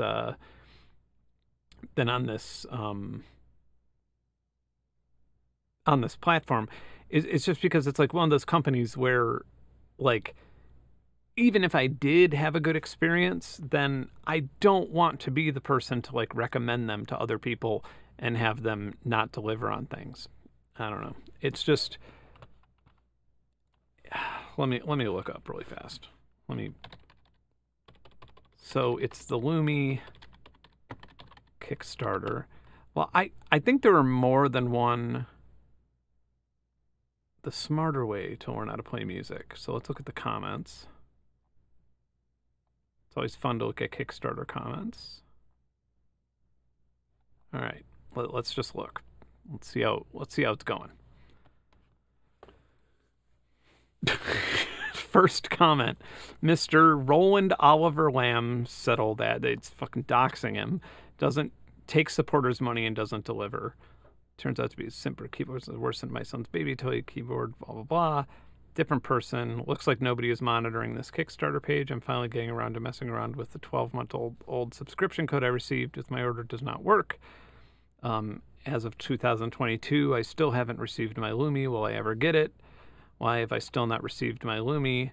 Can I get a new code and registration instructions? Never registered. Backer number, blah, blah, blah. Can I get a code for my setup? Will these be honored? Apparently, Rolly has filed for bankruptcy but intends to continue with Lumi. Would be nice to hear about what that means for current Lumi owners. Yeah, so, okay, so that's great. Then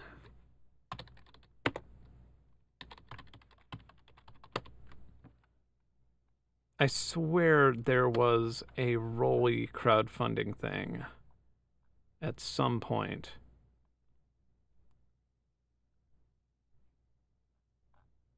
But it may have been on Indiegogo.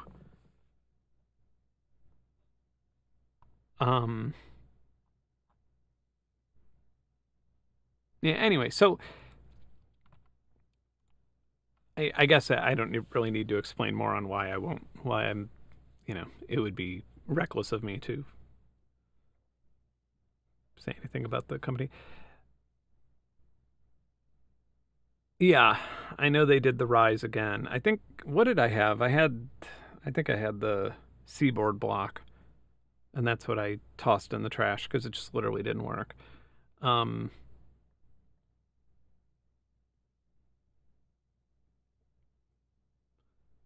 Ben, when you make your videos, do you ever worry that you've lost your audience in dialogue? I'm starting a channel. The first video is a big research project, and I worry my dialogue isn't landing. I suppose I'm not really sure what you mean. Do you mean by like terms I'm using, me talking too fast, me not delivering something properly. All these things are possibilities, I suppose. I know that if I like look at the attention of a video, I could actually show you metrics right now, but I would have to switch channels while doing a stream, and God knows what that would do. I've noticed in like I did that Spotify video, for example, the most recent one.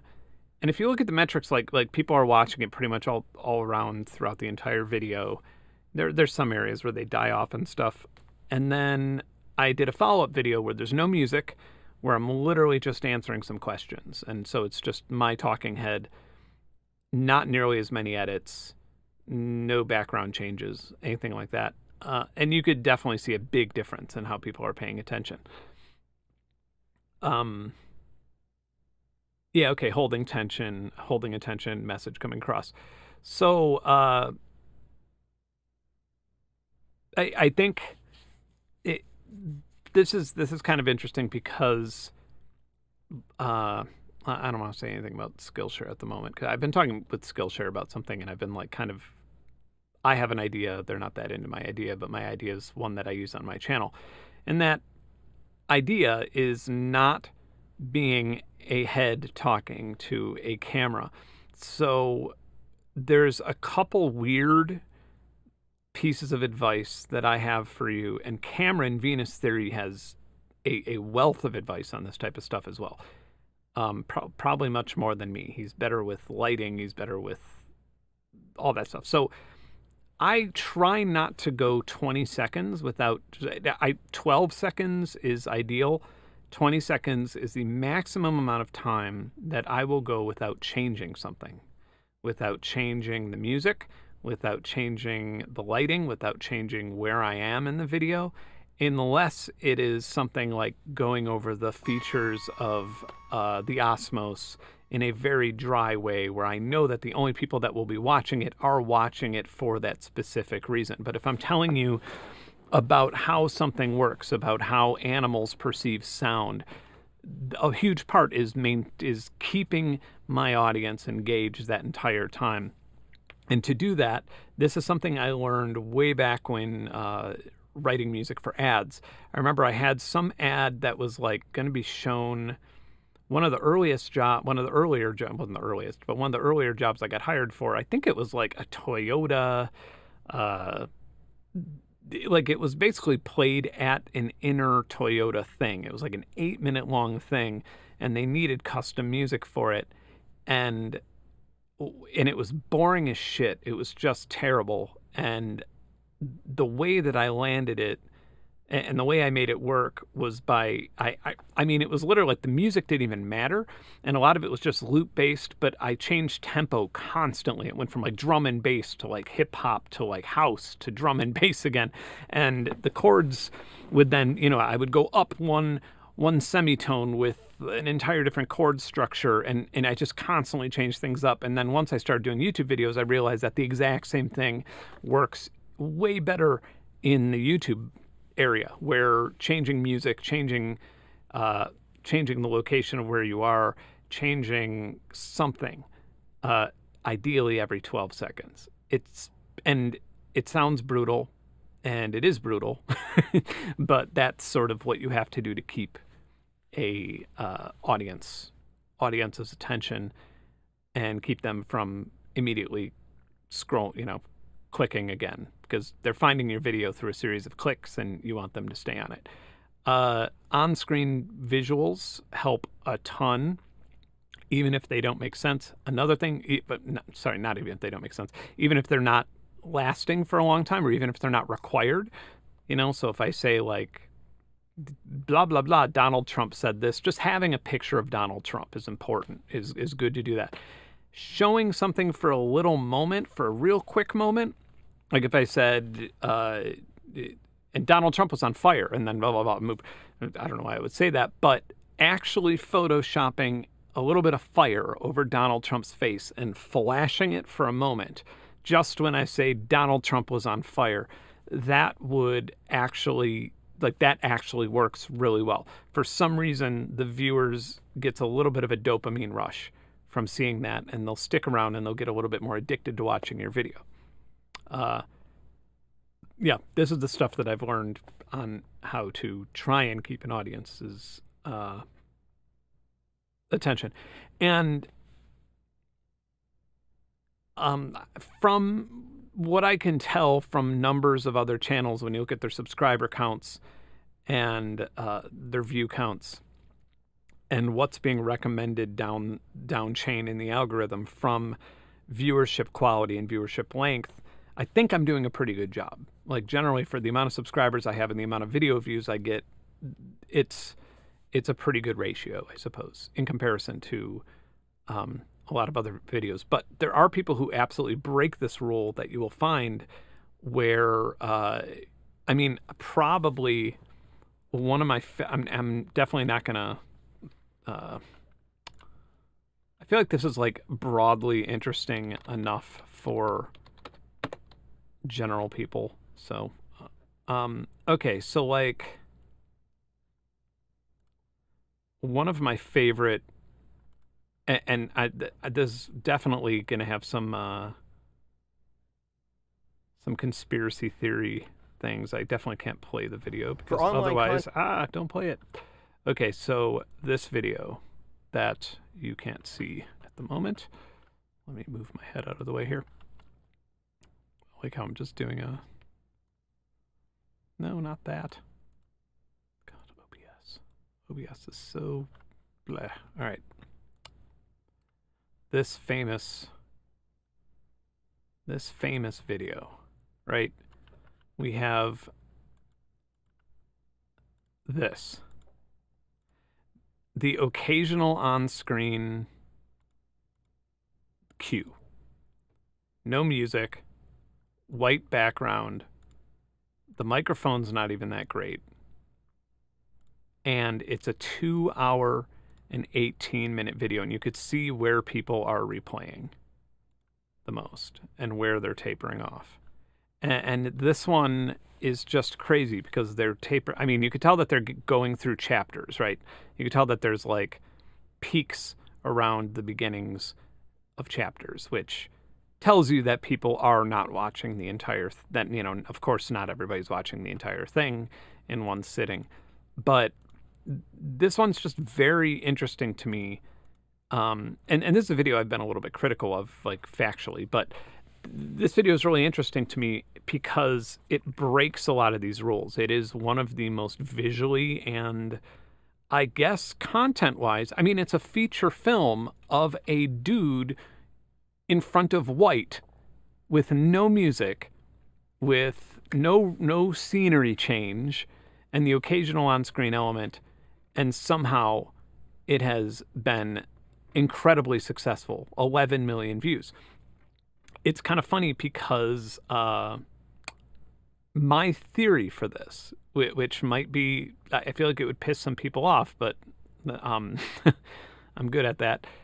My theory for this is this came out when crypto was like doing really, really well. When NFTs were all the rage. I mean, it's sort of the end of the... I think this video contributed to the end of the NFT era. But this video came out when crypto was doing incredibly well. Let's see, when did... I think it came out in January 21st of 2022. So I want to see what BTC was at.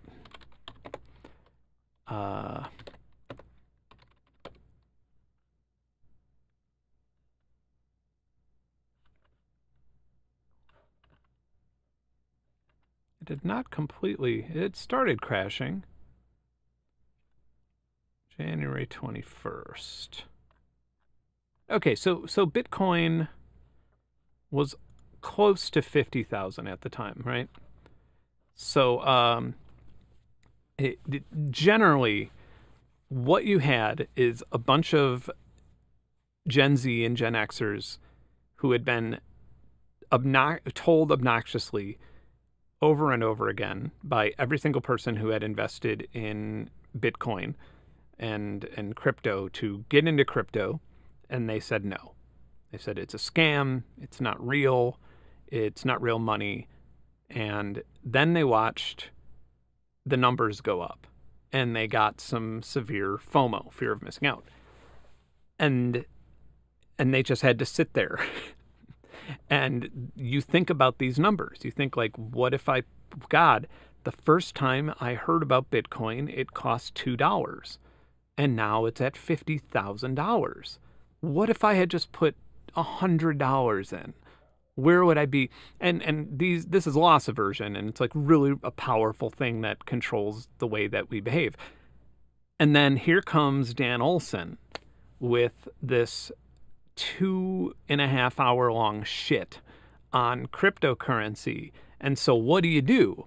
You pay attention to it, and you like it because it's the best affirmation that you can have for not getting into crypto. And then you share it with everybody else. And that's exactly what happened with this video. And I got yelled at quite a lot about this video because I had commented on it saying, like, some things are inaccurate. I didn't say the video sucked. I didn't say I hate Dan Olson. I just said, it's not the most accurate video. It's very one-sided. And I got yelled at a lot over that. But I think the whole weird phenomenon with this video is that it hit this perfect stride of people needing affirmation. And that's why no less than a dozen people sent me this video the first week it came out, saying, like, you need to watch this, as if I didn't know the things that he's talking, as if it's new information to me. But, and I said, and I'm not a pro crypto person, but it was just, anyway, I think it was interesting because some of those videos like that are, when you see videos hitting that perfect stride, and it kind of brings a channel to that next level, I guess. It sometimes takes that luck. But this one was an interesting phenomenon that I thought about for a long time, because I was like, this breaks every single rule that I know about viewer retention, yet it has done better than, probably anything else. And then, like, he follows up with this video, which is full of visual elements. He's in different places. There's full screen stuff. There's different camera angles, and it still does decently well, but it doesn't do nearly as well. Anyway, that's my tangent on how to get people to stick around. Mr. Beast is such an interesting channel to watch too. I absolutely love watching his channel, just because it's not something that I would ever do. Like, I wouldn't do a lot of those things, obviously, and nor do I have the money to do a lot of those things. But yeah, a lot of his editing tricks and stuff like that. And I actually have a friend who's one of his camera people. And yeah, it's interesting. It's fascinating stuff just to, like, see how somebody can absolutely perfect the formula to addict a person to keep watching. But anyway, I suppose we're over time now. Thanks for what? I hope this was somewhat of an helpful, illuminating tutorial on the Haken editor. I don't think it went very far, but I still have a lot of learning to do myself.